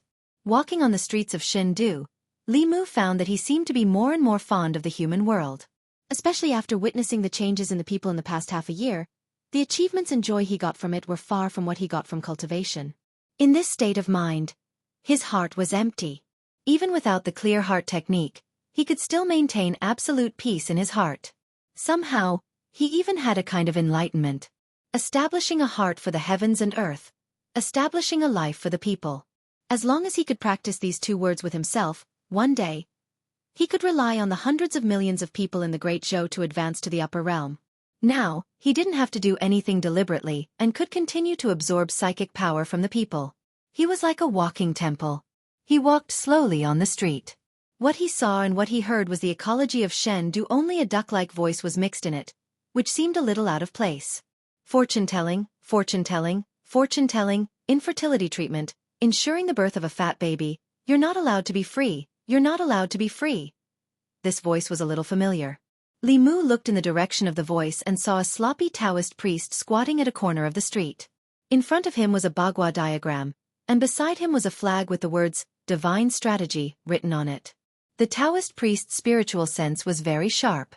The moment Li Mu looked over, the Taoist priest raised his head and looked at him. When he saw Li Mu, the Taoist priest was stunned for a moment. Then he jumped up from the ground and said in amazement, "Why is it you again?" Li Mu walked over, smiled at him and said, "Senior, we meet again." The Taoist priest scratched his head and said, "Why do I always run into you wherever I go?" That's not right." As he spoke, his tone suddenly changed. He grabbed Li Mu's wrist and said in shock, You have a good fortune." Li Mu said, "In the past few months, I encountered some opportunities." The old man let go of his hand and muttered, "Bullshit opportunity, why can't I encounter such an opportunity?" Thinking back to more than a year ago, when he first met the young man in front of him, he was just a mortal who had lost his 7 souls and didn't have long to live. When he saw him for the second time, he was already in the omnipotent realm. Only half a year had passed, and when he saw him again, he was already in the creation realm. This made the scruffy Taoist priest doubt his life. At this rate, in another year or so, wouldn't he be inferior to him? He returned to his original position and waved his hand at Li Mu. Go, go, go. Let this old man be alone." Li Mu glanced at him and then turned to leave. When he met an old friend, he only went up to greet him out of politeness. To Li Mu a year ago, peak 6th realm cultivators were unreachable. But now, he was in close contact with 7th realm cultivators every day. In his eyes, 6th realm cultivators were just a... It wasn't until Li Mu's figure disappeared that the scruffy Taoist priest raised his head and looked in the direction he left. His heart was bitter and indescribable. He muttered, "Thief! God, this is not fair, not fair." Li Mu quickly forgot about the scruffy Taoist priest. Although he had avenged Li Qing, there were still some leftover problems. As the Great Zhou FBI, some of the priests in the Department of Worship enjoyed the cultivation resources provided by the Imperial Court, but they didn't do anything for the Imperial Court and didn't listen to the orders of the Ministry of Personnel. They even became the private soldiers of the old party, disobeying imperial orders and doing whatever they wanted. Li Mu had thought of cleaning up the Department of Worship a long time ago. The Department of Worship was nominally under the command of the Ministry of Personnel, but it wasn't an office under the Ministry of Personnel. Before the Empress ascended the throne, the Department of Worship was directly responsible to the Empress. After the Empress ascended the throne, because she couldn't subdue the Department of Worship controlled by the old party, she established the internal guards. The bamboo guards of the plum, orchid, bamboo, and chrysanthemum guards were used to replace the Department of Worship. Of course, whether it was strength or resources, the internal guards were far inferior to the Department of Worship. The Department of Worship was supported by the Great Zhou's national treasury. Every year, large amounts of spiritual jade, fulu, talismans, and other cultivation resources were allocated from the national treasury. The internal guards were subsidized by the Empress herself. The highest cultivation of the internal guards was only 5th realm. In the department of worship, there were 2 great priests who were both 6th realm cultivators. There were also dozens of 5th realm priests. In Changle Palace, when he was eating with the Empress, Li Mu told her about cleaning up the department of worship, but the Empress was a little absent-minded. Zhou Yi didn't answer Li Mu's question. Instead, she asked, "Tell me, what's so good about being the Empress? Why can they disregard other people's lives and even their own for this position?" Zhou Chuan had already been sent away from the Immortals' capital today. Li Mu wasn't surprised that the Empress would feel this way.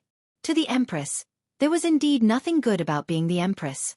She wasn't keen on power, nor was she greedy for beauty. She didn't have anyone in her harem, and she didn't want to review memorials. To her, this position was a prison.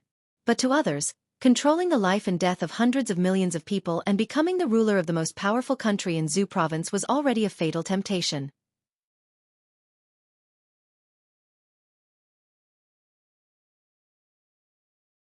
Not to mention destroying the demon sect, subduing the ghost realm, and pacifying the Yao kingdom. When I'm strong enough, I can even go to the Eastern Sea and catch a dragon to be your Majesty's mount. Li Mu had long since figured out the Empress's personality. Ordinary women also like to hear nice things, but the Empress wasn't an ordinary woman. She liked to flatter and praise even more.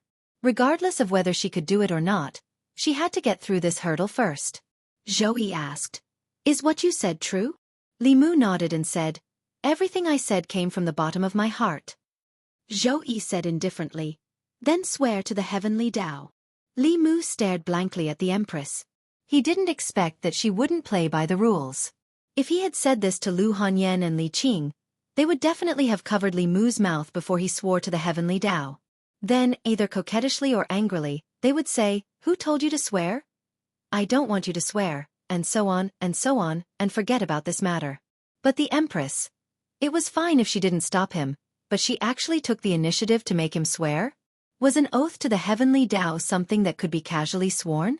Li Mu felt that the trust between humans was gone. "What, you're not willing?" Zhou Yi looked at Li Mu and asked, "Could it be that everything you said just now was false?" Li Mu wanted nothing more than to slap his own mouth. But it was obviously too late. Looking at the Empress' serious eyes, Li Mu slowly raised his right hand, bent his thumb and pointed to the sky. He gritted his teeth and said, "I, Li Mu, swear to the heavenly Tao that only after the demon sect is destroyed, the ghost realm is subdued, and the demon country is pacified, can I leave your Majesty. If I violate it, I will not have a good ending," Zhou Yi said. "Also, I really want to have a dragon as a mount." Li Mu's lips moved and said, "Your Majesty, how about we forget about this? The dragon race has a fishy smell, and it's slippery. It's not suitable to be a mount." Zhou Yi glared at him. "Hurry up."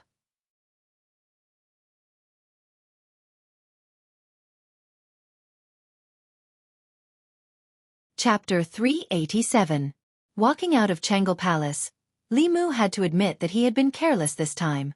He had been forced by the Empress to swear an oath to the heavens that he would only leave her after helping her destroy the demon sect, subdue the ghost realm, and pacify the Yao kingdom. Fortunately, Li Mu was quick-witted and changed a phrase when he swore. He said that he would not leave her until he finished these things, and not Shindu or Great Zhou. If he could abduct the Empress, then it would not be considered leaving her. Whether or not the Great Zhou could destroy the demon sect, subdue the ghost realm, and pacify the Yao kingdom was a matter for the Great Zhou court. In any case, Li Mu had fulfilled his oath to the Empress. Didn't she like to plant flowers? When the time came, he would open a garden for her next door to where he, Lu Hanyan, and Li Qing lived in seclusion. As long as she did not feel bored, she could plant flowers for the rest of her life. Li Mu looked back and twitched the corner of his mouth. If she wanted to trick him, she would have to cultivate for a few more years. After swearing the oath, he once again brought up the matter of purging the office of consecration. What made Li Mu feel helpless was that, at some point in time, the Empress had handed over all the things that should have been done by her to him. She did not even hand it over to Li Mu. Instead, it was Li Mu who raised the problem and solved it himself. Now, she wanted Li Mu to be her slave for the rest of his life. If she had not given him so much and treated him so well, Li Mu might have gone back to inherit the Fulu school long ago. What really made Li Mu feel that he owed her was that the Empress had always stood by his side when facing the Zhou family and himself. She had also given him the greatest trust and the greatest freedom to reverse the verdict and take revenge for Li Qing's father. If he ran away like this, it would be too heartless. For a woman to treat him like this, even if Li Mu could not repay her with his body, he could not be so heartless. Consecrated Office. Lord May of the Inner Guards had just arrived. He left behind an imperial edict and then floated away. The contents of the imperial edict made countless consecrators angry and dissatisfied. From today onwards, the consecration department would be under the management of the Bamboo Guards. Although they did not need to be merged into the Bamboo Guards, the Bamboo Guards Vice Commander Li Mu would be in charge of the consecration department. The Department of Offerings had always been a special existence in the imperial court. They were not from the academy, nor were they officials of the imperial court. Their relationship with the Great Zhou court was more like cooperation than subordination. The imperial court provided the consecrators with cultivation resources, while the consecrators worked for the imperial court. Both sides took what they needed. The Department of Consecration had always been an independent department, never under the jurisdiction of an official of the court. Even the Ministry of Official Personnel Affairs could only request for a consecrator and not order them to do so.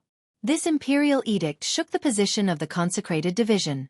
For cultivators, a country was already a vague concept to them.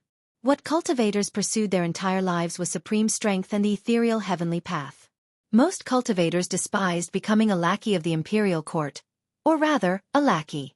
However, the path of cultivation was not something that could be achieved by one person alone. Cultivation required resources, and cultivation resources were not easy to obtain for most cultivators without any background. In order to obtain cultivation resources like spiritual jades more easily, some cultivators with some strength would put down their pride and choose to become a consecrator of the imperial court. But this did not mean that they were willing to be under the jurisdiction of the imperial court. After becoming a consecrator, these people were still more unruly than the officials of the imperial court. They would submit to the strong, but would not submit to official rank. What is the Empress thinking? She actually let a brat control us?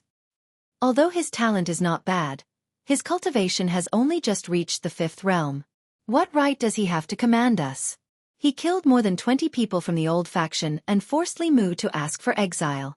Has Li Mu's hand finally reached the Department of Offerings? I don't know if you can tolerate it, but I can't. We must express our stance in protest. Everyone, don't come to the Department of Offerings tomorrow. Doesn't he want to be the master of the Department of Offerings? Just let him be the master of the Department of Offerings. Most of the consecrators in the Department of Offerings were opposed to this matter. If the Empress let a 6th realm cultivator take charge of the Department of Offerings, it would be fine. But Li Mu was only at the 5th realm, and had just reached the 5th realm.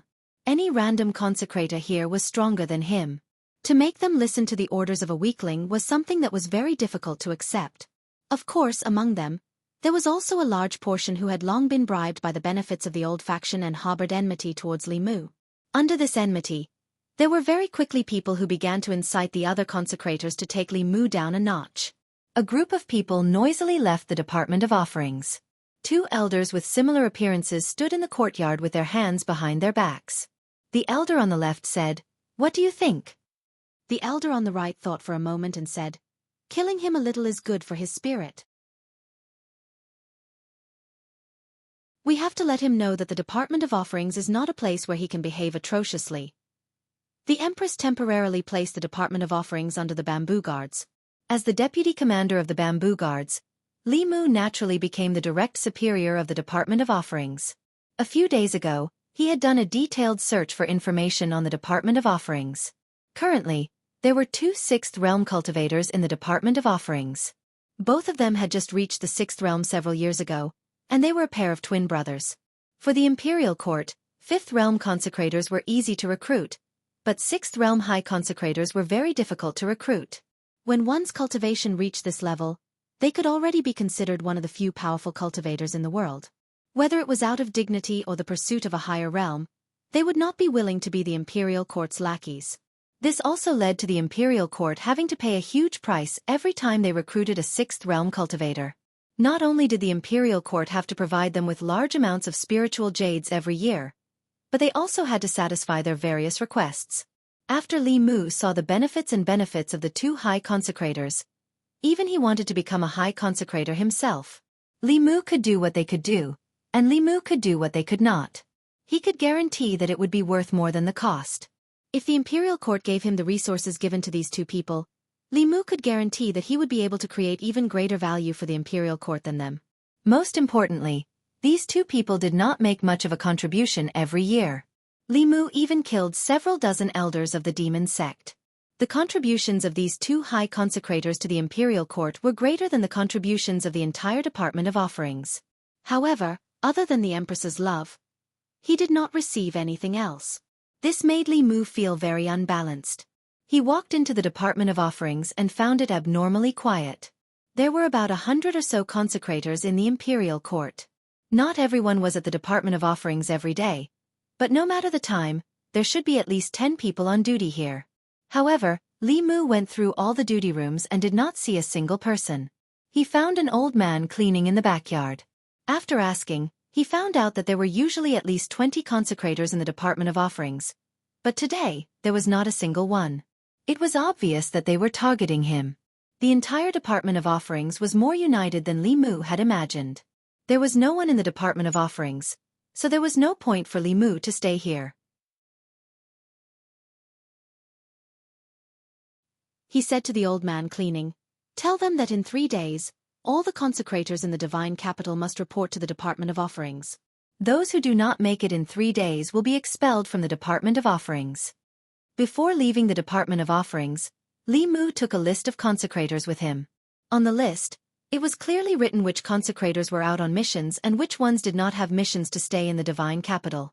It was also very simple to inform them. The consecrators were treated very well. There was an entire square in the divine capital dedicated to consecrators. Among them, only Realm 4 consecrators could be allocated a courtyard with 2 entrances.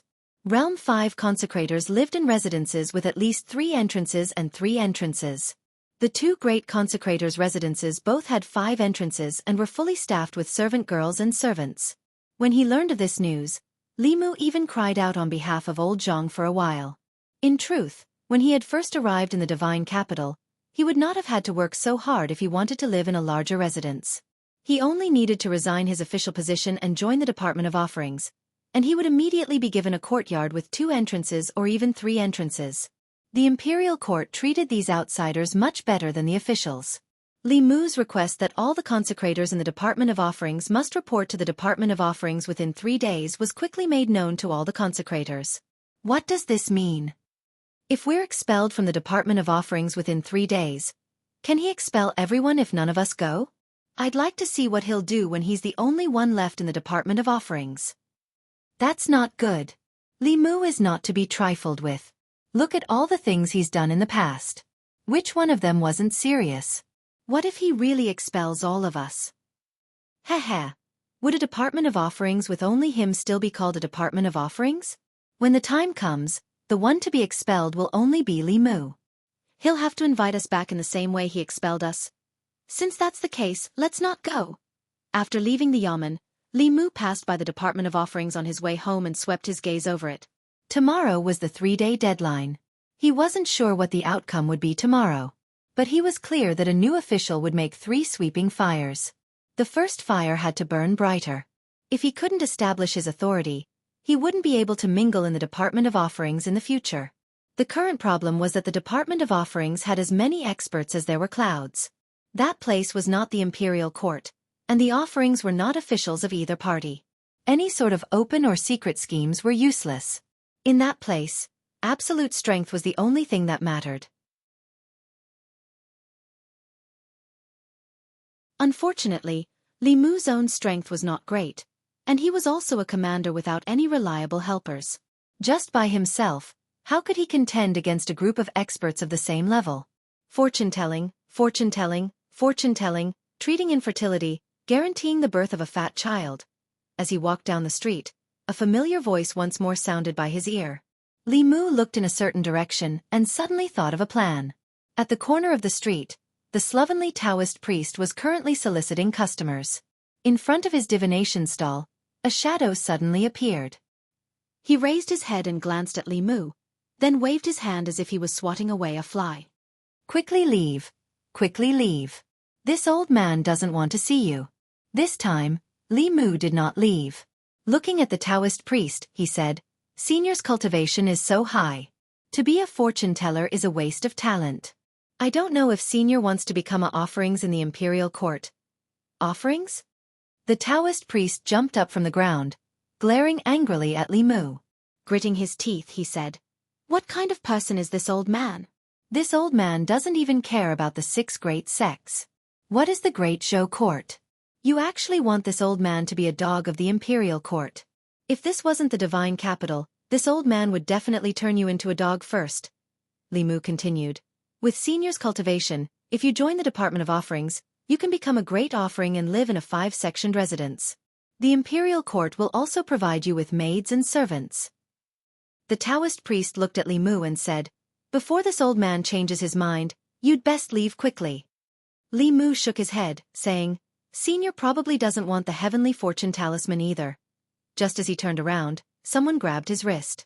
The Taoist priest grabbed Li Mu's hand and said seriously, Whether it's the heavenly fortune talisman or not isn't important. The main thing is that this old man wants that big residence. You're still young, so you don't understand. After drifting for a lifetime, when you get older, what you seek is a stable place, a place that can shelter you from the wind and rain. Oh right, you mentioned the heavenly fortune talisman just now. What? Is it a heavenly fortune talisman if you join the Department of Offerings? P.S. Recommending the Book of the Old Days by the Bear Wolf Dog. The world is about to be in chaos. Demons are emerging in an endless stream. Chu Qiguang is guarding his territory. Looking at the demons working peacefully and the old employees who have just turned into zombies, he shouted, How dare you call the sun and moon to change the sky?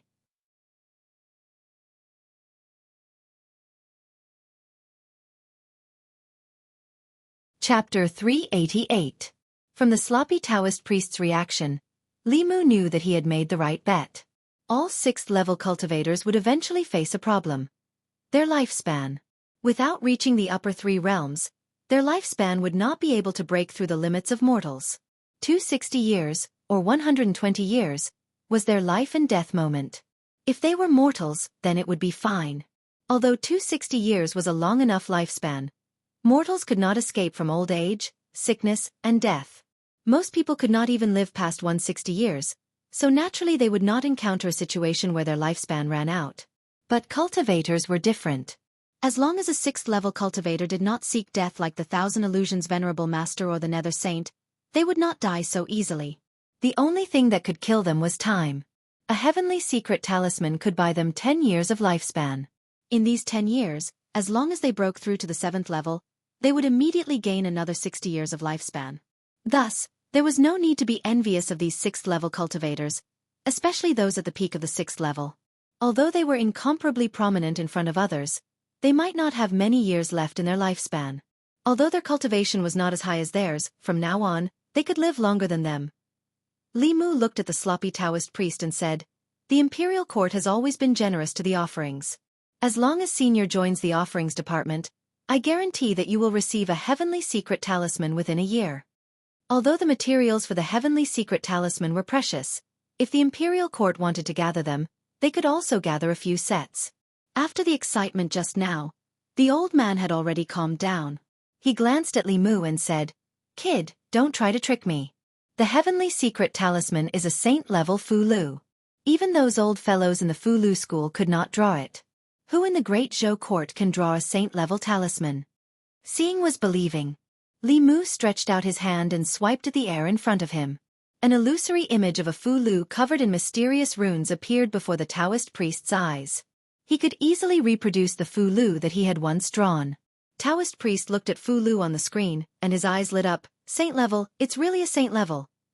Then, his face was filled with smiles again as he said, To be honest, although this old man has spent most of his life traveling outside, this old man was born in the Great Zhou dynasty and can be considered a citizen of the Great Zhou dynasty.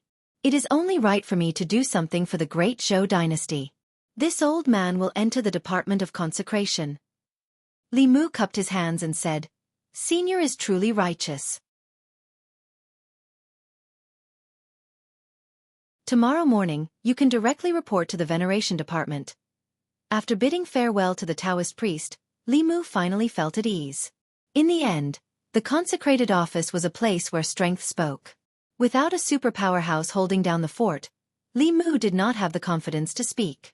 Speaking of which, exchanging a divine secret talisman for a powerhouse at the peak of the 6th realm was a very good deal. Unfortunately, the materials needed for the saint-level Fu Lu were very precious, and this talisman could not be mass-produced. Otherwise, as long as the Empress announced to the world that she would give a divine secret talisman to any 6th realm powerhouse who joined the consecrated office, the Department of Consecrated Office of the Great Zhou would be the most powerful force in the 10 continents and 3 islands. What 6 schools and 4 sects? Even the demonic path would not be able to compete with them. The divine secret talisman was not only useful for 6th realm powerhouses, but also for 7th realm powerhouses. Although the divine secret talisman did not increase the lifespan of powerhouses above the transcendent realm by that much, every year of lifespan increased the chances of advancing. Every time one advanced a level in the upper 3 realms, their lifespan would increase by 60 years.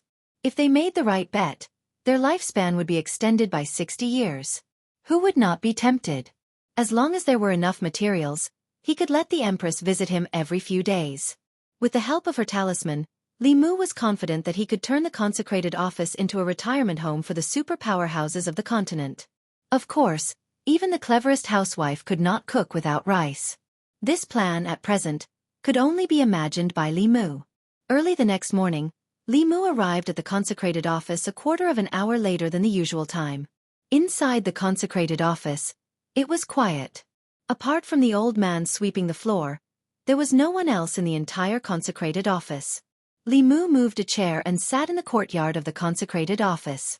The old man sweeping the floor obeyed Li Mu's instructions.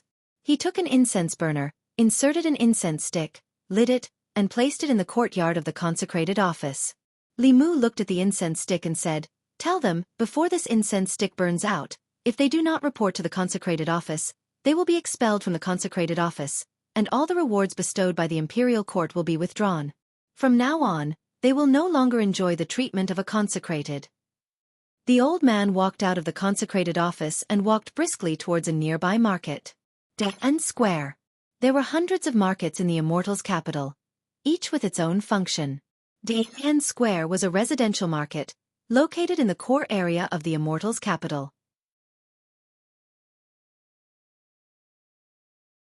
Although it was a residential market, the people who lived in the market were not commoners, officials, or nobles.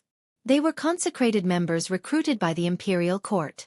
The consecrated members were the same as the officials of the imperial court. They ate the salary of the imperial court, and their treatment was even better than the officials. Every person had a house bestowed by the imperial court, and all the maids and servants in the house were available. In a certain house in Daoist Square, 10 or so consecrated members were gathered together. Expelling them from the consecrated office in less than the time of an incense stick. Who is he trying to scare? Expelling everyone from the consecrated office. How will he explain this to the imperial court? This morning, not a single person went. I want to see how he will deal with this. After discussing for a while, they decided to continue staying here. In some other houses in the square, there was also hesitation in the eyes of some people. Should we go or not? Li Mu is not someone to be trifled with. The Empress also favors him so much. How many people have fallen into his hands? If he really expels us, where will our future cultivation resources come from? Why don't we just forget about it? The Shao family has not given us any benefits, we have no need to oppose Li Mu. Li Mu sat in the consecrated office. Ever since the incense stick had burned halfway, consecrated members had begun to walk in from outside. After clasping their hands to Li Mu, they returned to their respective duty rooms. There was also a portion of people who stood outside the consecrated office, chatting and laughing with the people beside them. They were all consecrated members of the consecrated office, but they did not walk in. Their gazes would occasionally glance at the incense stick, as if they were waiting for something. Only when the last stick of incense had burned out did they walk into the consecrated office. If they were frightened by Li Mu on his first day at the consecrated office and obediently returned to the consecrated office in less than the time of an incense stick, then they could forget about having a good life in the future. The reason they had waited until the incense stick had burned out before walking into the consecrated office was to give Li Mu a show of strength. They had to let Li Mu know that the consecrated office was not the same as the imperial court. However, when the incense stick had burned out and the first person outside the door wanted to walk into the consecrated office, a figure blocked their way. That fifth realm consecrated looked at Li Mu, raised his eyebrows and asked, "Lord Li, what are you doing?" Li Mu said indifferently, "This is the consecrated office." That consecrated said, "Could it be that we consecrated members cannot enter the consecrated office?" Li Mu said, "In the past yes, but not now."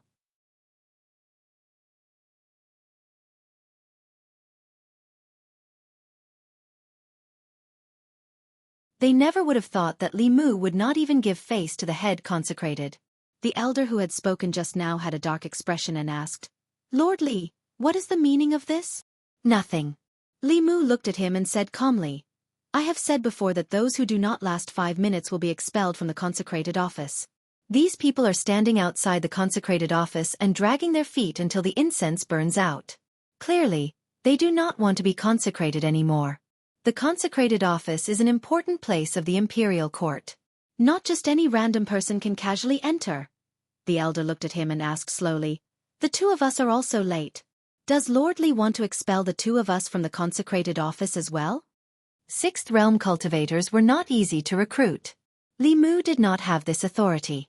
Although Li Mu really wanted to expel them to save resources for the imperial court, if he really did expel them, the imperial court would probably also put pressure on the empress. Li Mu looked at him and said, "Seeing that you are the head consecrated, I can make an exception this time." "There will not be a next time. There is no need to wait for a next time." The elder who had not spoken all this time snorted and said coldly, "If you want to expel them today, then the two of us will voluntarily resign. You can expel us as well while you are at it." Li Mu looked at this elder in shock. There was actually such a good thing? He was just worrying about how to expel them. With the sloppy Daoist priest, who was at the peak of the sixth realm, there was no need for the two of them. Wasn't this just a waste of the imperial court's resources? Li Mu looked at the two of them in surprise and said, "Words are no guarantee. Why don't the two of you make an oath to the heavenly Tao?"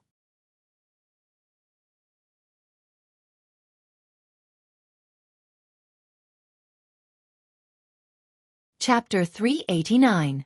Li Mu wanted nothing more than for these two old fellows to leave the Department of Offerings. They lived in large mansions and were served by more than a dozen maids and servants. Every year, the imperial court would provide them with large amounts of spiritual jades, spiritual herbs, and other cultivation resources. Despite such good treatment, they couldn't even go to work on time. The results they could produce every year were even less. Thinking about Li Mu himself, with a meager salary, worried about the emperor's heart, purged the rebels, killed the demon path, and built the link between the imperial court and the Fulu school. Besides his own official duties, he also had to approve memorials for the empress and give her special treatment. Thinking of his own efforts, the head offerings efforts, the treatment of the head offerings, and his own treatment, Li Mu felt even more unbalanced. The two head offerings had not expected that Li Mu would be so unyielding. After expelling the two head offerings and dozens of other offerings, what was left of the Department of Offerings? Did he not think that if he really did this, how would he explain it to the imperial court? As for making them swear an oath to the heavenly Tao, this was naturally impossible. Any cultivator with a normal mind would not joke about the heavenly Tao. The two coldly snorted at the same time, clasped their hands behind their backs, and left. Li Mu was, after all, acting on the empress's orders. With their status, there was no need to say too much to Li Mu. When the Department of Offerings fell into chaos because of him, he would not be able to explain himself to the imperial court, and would naturally leave with his tail between his legs. Seeing that the two head reverends had left, those reverends who didn't report to the reverends department within the time set by Li Mu also didn't dare to step into the reverends department. They all left with gloomy faces. This was only a temporary departure. According to Li Mu's own rules, this time, more than half of the combat strength of the Department of Offerings would be expelled from the Department of Offerings. The Department of Offerings of the Great Zhou existed in name only. Once the imperial court investigated, he would not be able to bear the responsibility, and would still have to invite them back. And the offerings of the Department of Offerings were secretly rejoicing that they had changed their minds at the last moment. Li Mu didn't even give face to the great consecrator, much less them.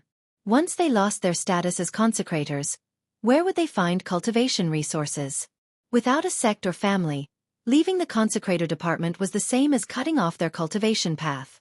After sending those people away, Li Mu sat back down on the chair in the courtyard of the Office of Offerings. The original intention of the consecration department was to recruit strong cultivators to serve the country.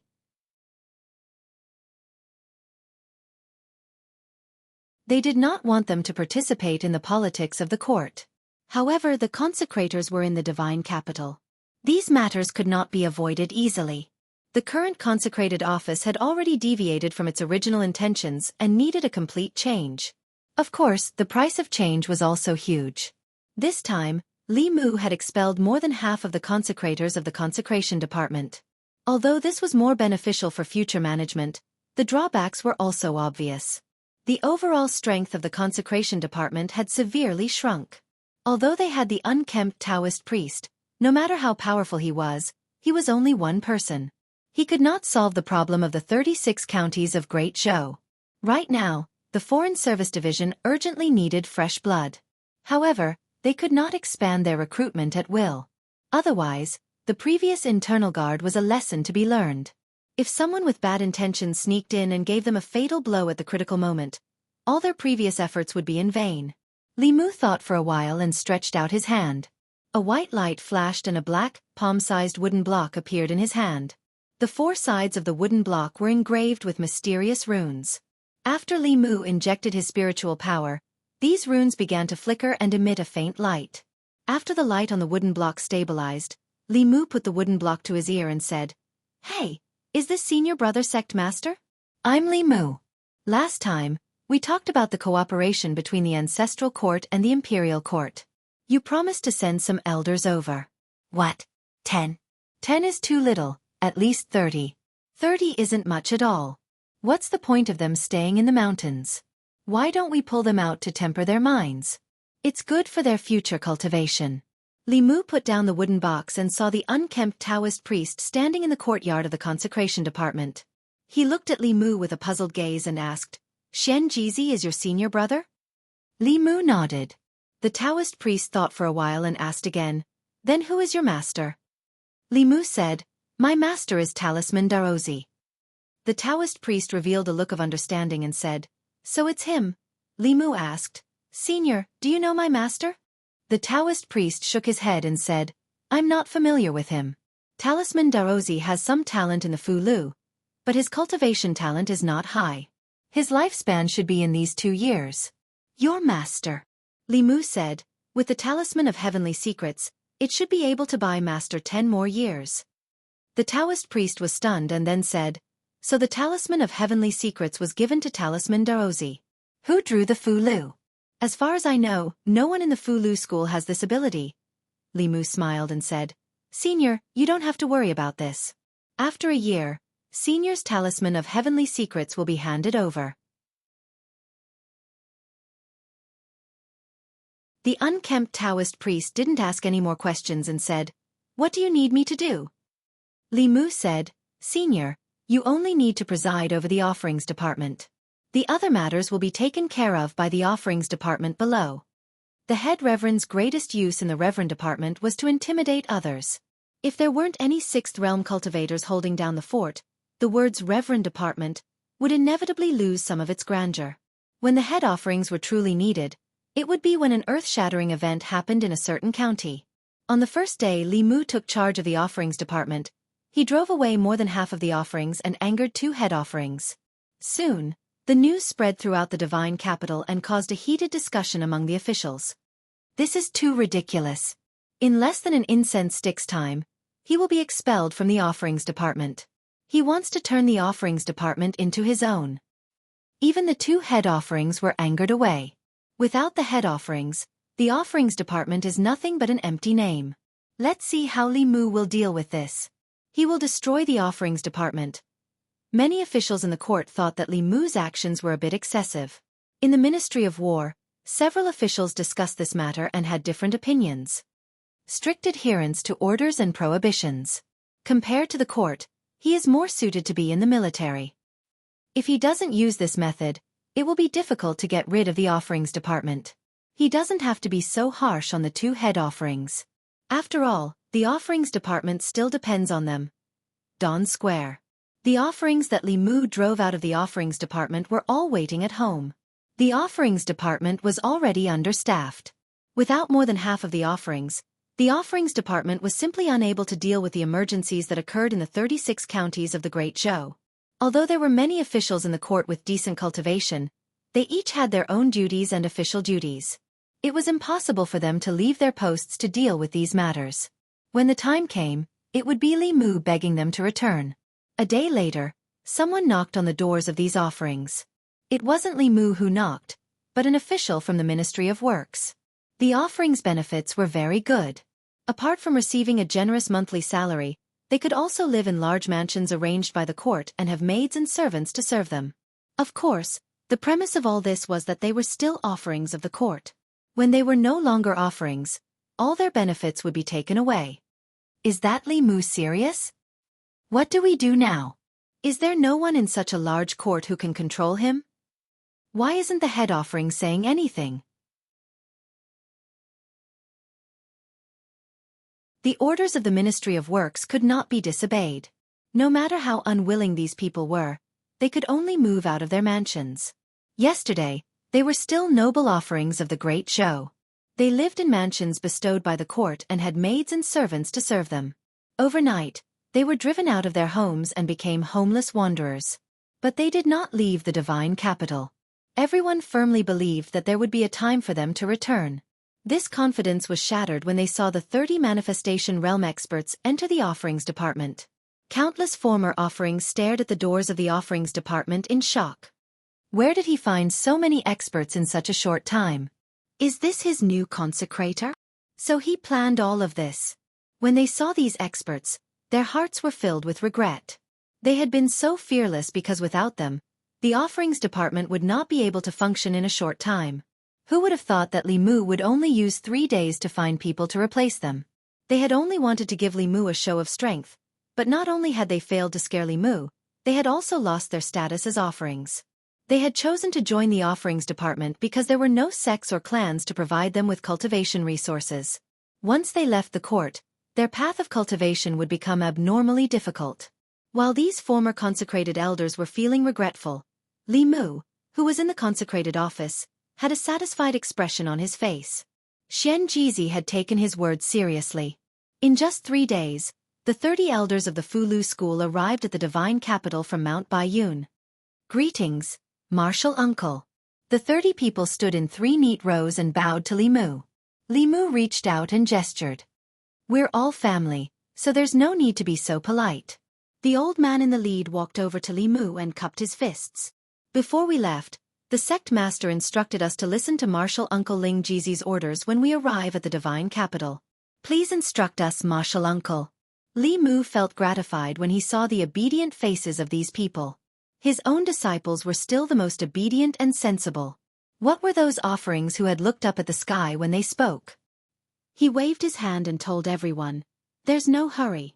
Let me arrange your accommodations first." Soon, Li Mu led everyone to the Daoist square. After he left, the doors of the offerings department closed. A few former offerings who had been pacing back and forth at the doors shook their heads in disappointment. They could only turn around and leave. After these powerhouses arrived, the doors of the offerings department were completely shut. Before long, 2 old men walked over to the doors of the offerings department. They were the 2 high offerings.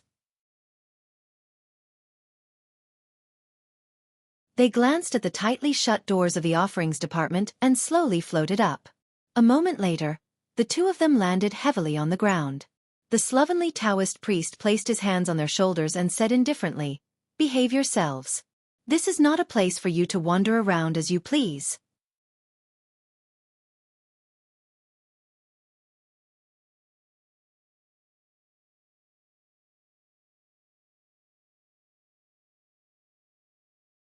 Although they had no use for it at the moment, they would need it sooner or later. If they could obtain one, they would be able to live for at least 10 more years. Even if they couldn't break through in the next 10 years, just being alive was already good enough. After Li Mu had settled down a group of senior apprentice nephews, when he returned to the office of offerings, he saw two high priests pacing back and forth outside the office of offerings. It seemed that although the slovenly Taoist priest was strange and always did things that did not suit his status, he still did his job diligently. Li Mu walked over, looked at the two and said, "Didn't the two of you want to leave the office of offerings? Why are you still here? Is there something else you want to take?" The two awkwardly smiled. An old man said, "Lord Li is joking. The two of us eat the salary of the imperial court and share the burdens of the imperial court. How could we leave the office of offerings?" Li Mu said, "Those disobedient priests have already been expelled by me. I still remember the words the two of you said that day." The old man who had just spoken said, "Those people are the imperial court's priests, but did not listen to the imperial court's orders. They should have been expelled. Lord Li has done the right thing." Li Mu asked, "So, the two of you have no objections to this official's actions?" The two nodded at the same time, saying, "No." Li Mu looked at the two, lightly sighed and said, "In truth, the two of you have profound cultivation. This official also wants to keep the two of you, but the treasury has been tight in recent years. There are not many spiritual jades, spiritual medicines, spiritual treasures and the like left. We really cannot afford to support the two of you," the old man said. "Lord Li is joking. Hasn't the office of offerings recruited a new high priest? That senior's salary must be even higher, right?" Li Mu shook his head, saying, "You have misunderstood. That senior will enter the office of offerings, and does not need a salary." The old man was taken aback, then said, "But I heard that the imperial court will give him a heavenly secret talisman." Li Mu said, "He only wants a heavenly secret talisman, not spiritual jades or spiritual medicines. If the two of you also only want a heavenly secret talisman, you can also stay in the office of offerings. Otherwise, the two of you should find another place. I believe that with the two of your strength, no matter which sect you join, you will be honored guests. The office of offerings is small, and cannot afford to support two great deities." At the 6th level of cultivation, the effect of spiritual jades on cultivation was very small, unless they could absorb an entire spiritual jade mine. Compared to spiritual jades, the heavenly secret talisman was an item that could truly increase one's lifespan. Without this item, 20 years later would be the day of their death.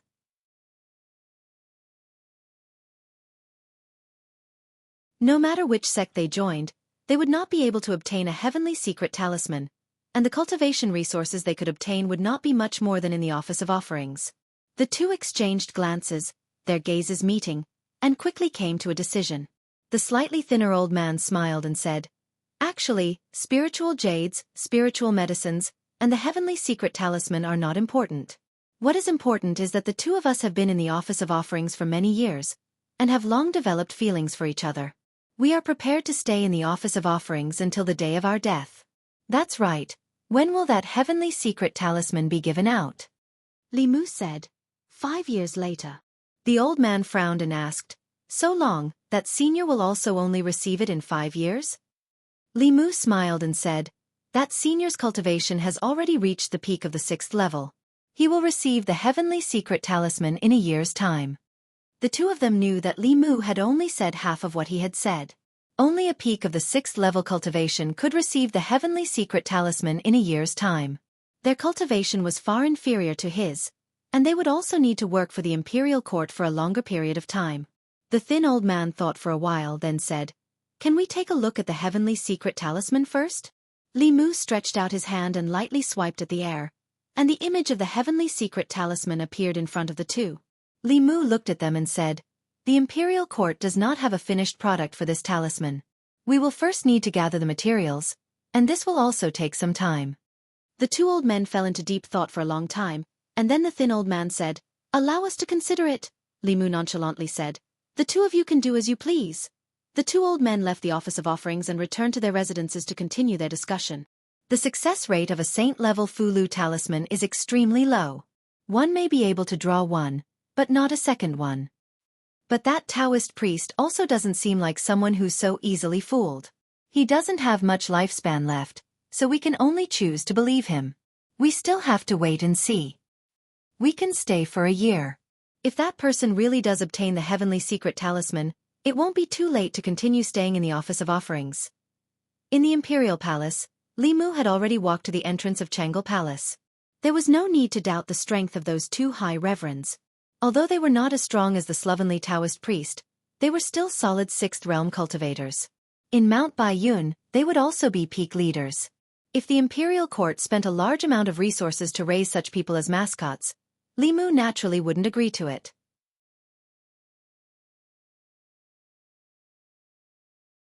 But if they could work for the imperial court for free, then the more the better. In the end, they were still 2 6th realm cultivators. Li Mu did not intend to let them go so easily. But these old monsters who had lived for a century were not so easily fooled. If he did not show some true ability, he might not be able to intimidate them. Thus, he planned to draw a saint-level Fulu talisman right now. Before coming to the imperial palace, Li Mu specially made a trip home to tell Lu Hanyan and Li Qing that he might not return home for 3 or 4 days, and that they did not need to worry. Even for the current Li Mu, drawing a saint-level Fulu talisman was a very taxing task. Before officially drawing the talisman, he had to adjust himself to his best condition to ensure that the talisman could be successfully drawn on the first try. Just now, Li Mu used the spirit snail to inform the Empress. She agreed almost without thinking. Li Mu walked to Changel Palace and said, "In these 3 to 4 days, I may have to stay in the palace and adjust myself to my best condition." Zhou said, "Just stay in the back hall of Changel Palace. If you need anything, I will ask the apricot guards to prepare it." Li Mu said again, "My own magic power is not enough to draw a saint-level Fulu talisman. When the time comes, I will have to trouble your majesty."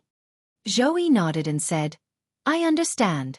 When the time comes, I will help you."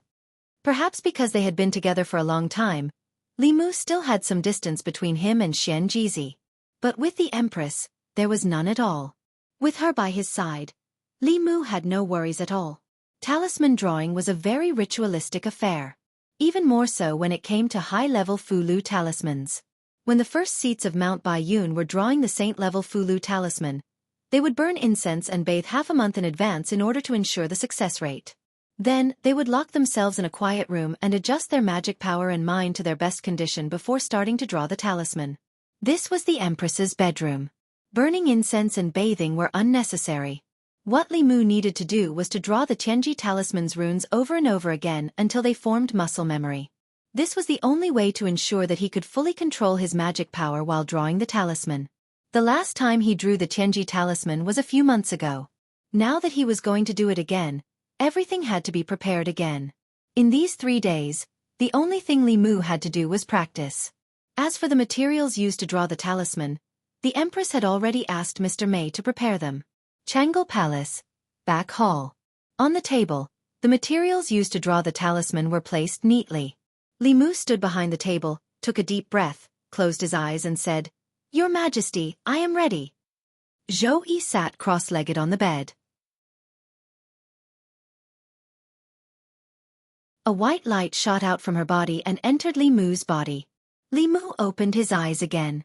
His gaze was deep, as if it contained the sun, moon, and stars. He picked up the talisman brush, wrapped it in talisman liquid, and slowly put it down. Shendu. 3 days passed without any disturbances. A few days ago, Li Mu took charge of the Department of Worship and expelled more than half of the worship. It seemed that he had a bad relationship with the 2 great worship. Many people were waiting for his next move, but he disappeared without warning for 3 days. In these 3 days, he did not go to the Department of Ministers, nor did he go to the Department of Worship. Even the people of Shendu did not see him on the streets. Other than that, there was another strange thing. Yesterday's morning court session was stopped for no reason. Since the Empress stabilized her power, the morning court session was held every 3 days. It was very regular and there were almost no exceptions. Occasionally, it was stopped for some big sacrificial ceremonies.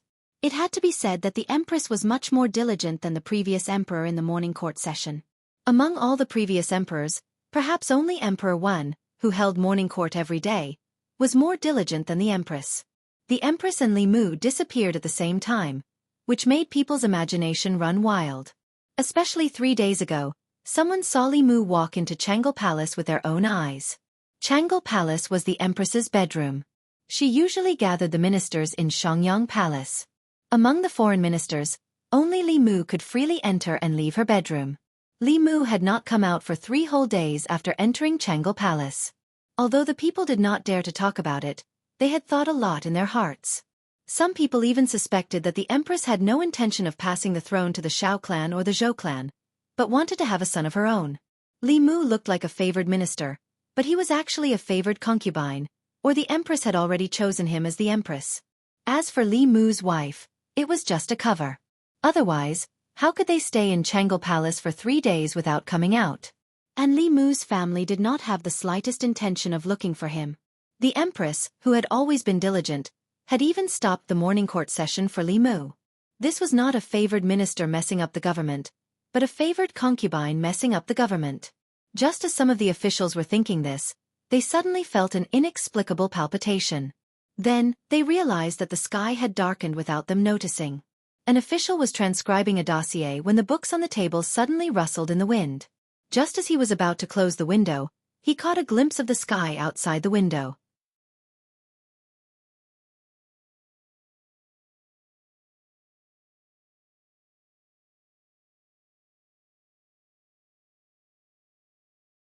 The illusory figure just pointed a finger, and the lightning immediately collapsed.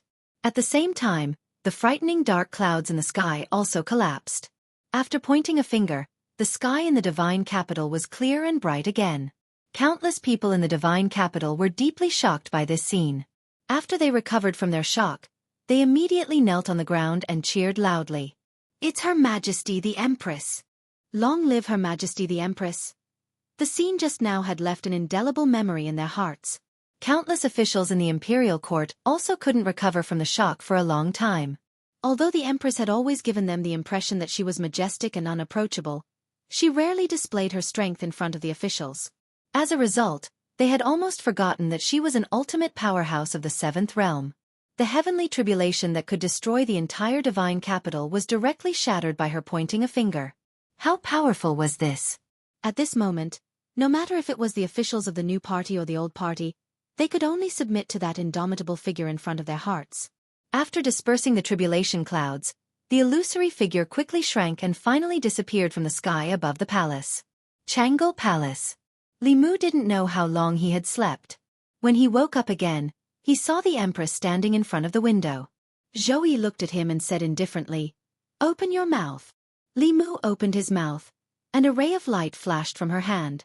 A round thing appeared in Li Mu's mouth.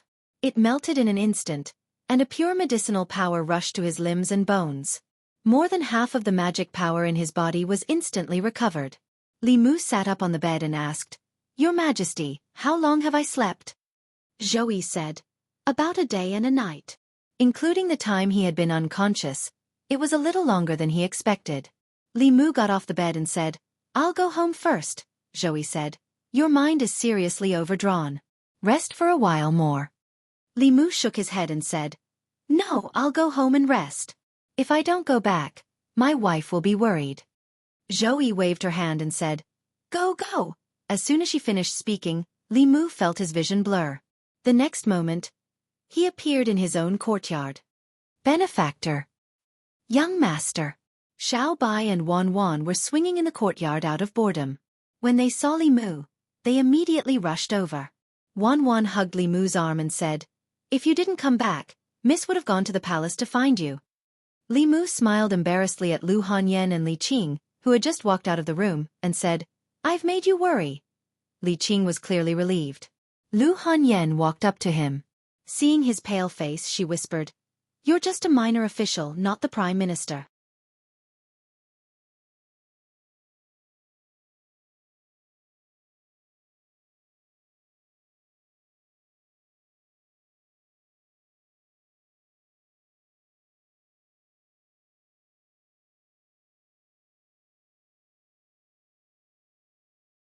He and Li Qing were still at the stage of holding hands and hugging each other. This was because compared to Li Qing, Lu Hanyan was more open and proactive. For the sake of dual cultivation, she climbed over Li Mu's window and climbed into his bed in the middle of the night.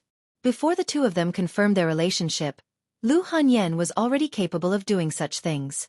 If Li Qing was half as proactive as she might be the head wife of the Li clan now. However, this was due to the difference in their personalities. It could not be forced. Getting along with Li Qing had to be done step by step. If Lu Hanyan hadn't disturbed them yesterday, they might have already progressed from hugging each other to kissing and hugging each other. Li Mu suspected that Lu Hanyan was deliberately causing trouble, but he had no evidence. He had originally planned to continue what he hadn't finished yesterday with Li Qing tonight. However, when he returned home, he saw Hyun Jinko in the courtyard. After asking Hyun Jinko, Li Mu found out that he was here on the orders of the sect master to bring Li Qing and Lu Hanyan back to Mount Baiyun. Although the sect master had only taken Li Qing as his disciple as a temporary measure, this matter was already known to everyone. In everyone's hearts, Li Qing was the disciple of the Fulu School's sect master. As one of the 6 Daoist sects, the Fulu School's sect master naturally couldn't be careless about accepting a disciple. This time, Hyun Jinko was bringing Li Qing back to the mountain for the purpose of holding the disciple acceptance ceremony. At that time, apart from the sect masters and elders of the various sects of the Fulu School, the other 5 Daoist sects, such as the Danding sect, the Spirit Array sect, the Xuanzong sect, the South sect, and the North sect, would also send important figures to participate in the ceremony. Lu Hanyan would also participate in this ceremony. Wen Yuzhenzi had taken her as his disciple. Although he had extorted the Fulu School once, he hadn't held the disciple acceptance ceremony. This was because this kind of ceremony was only held by grand elders or first seats whose cultivation had reached the 7th realm. Yuzhenzi's cultivation had originally been at the peak of the 6th realm. After returning to the mountain this time and receiving Mount Baiyun's inheritance, he had already successfully advanced to the 7th realm. Her and Shen Jizi's disciple acceptance ceremony would be held together. Hyun Jinko looked at Li Mu and asked, "Junior brother, do you want to return to the mountain with us?" During this ceremony, Senior Brother Sect Master should introduce some experts from the other 5 sects to you. Li Mu thought for a moment and asked, "When will the ceremony be held?" Hyun Jinko said, "The ceremony needs to be prepared and the other 5 sects, including the South sect, the North sect, the Xuanzong sect, and the others, will all need time.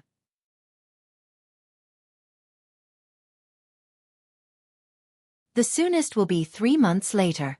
Li Mu asked, "Then why don't we pick them up 3 months later?"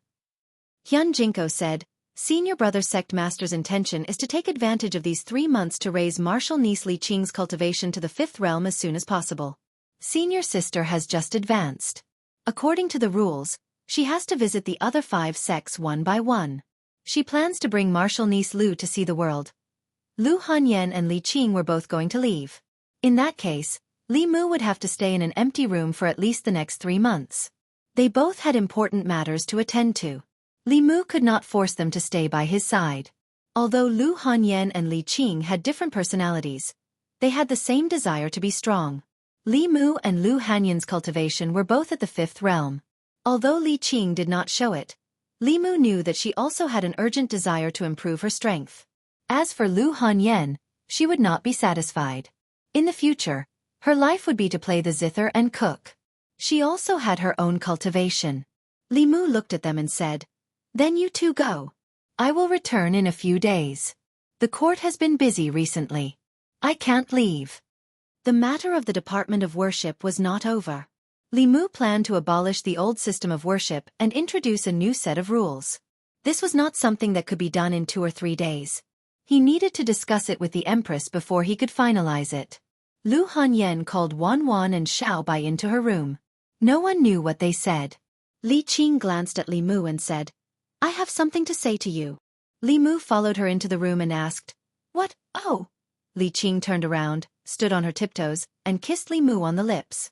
Their lips touched. Li Mu was stunned for a moment, then hugged her waist tightly. There were not many words.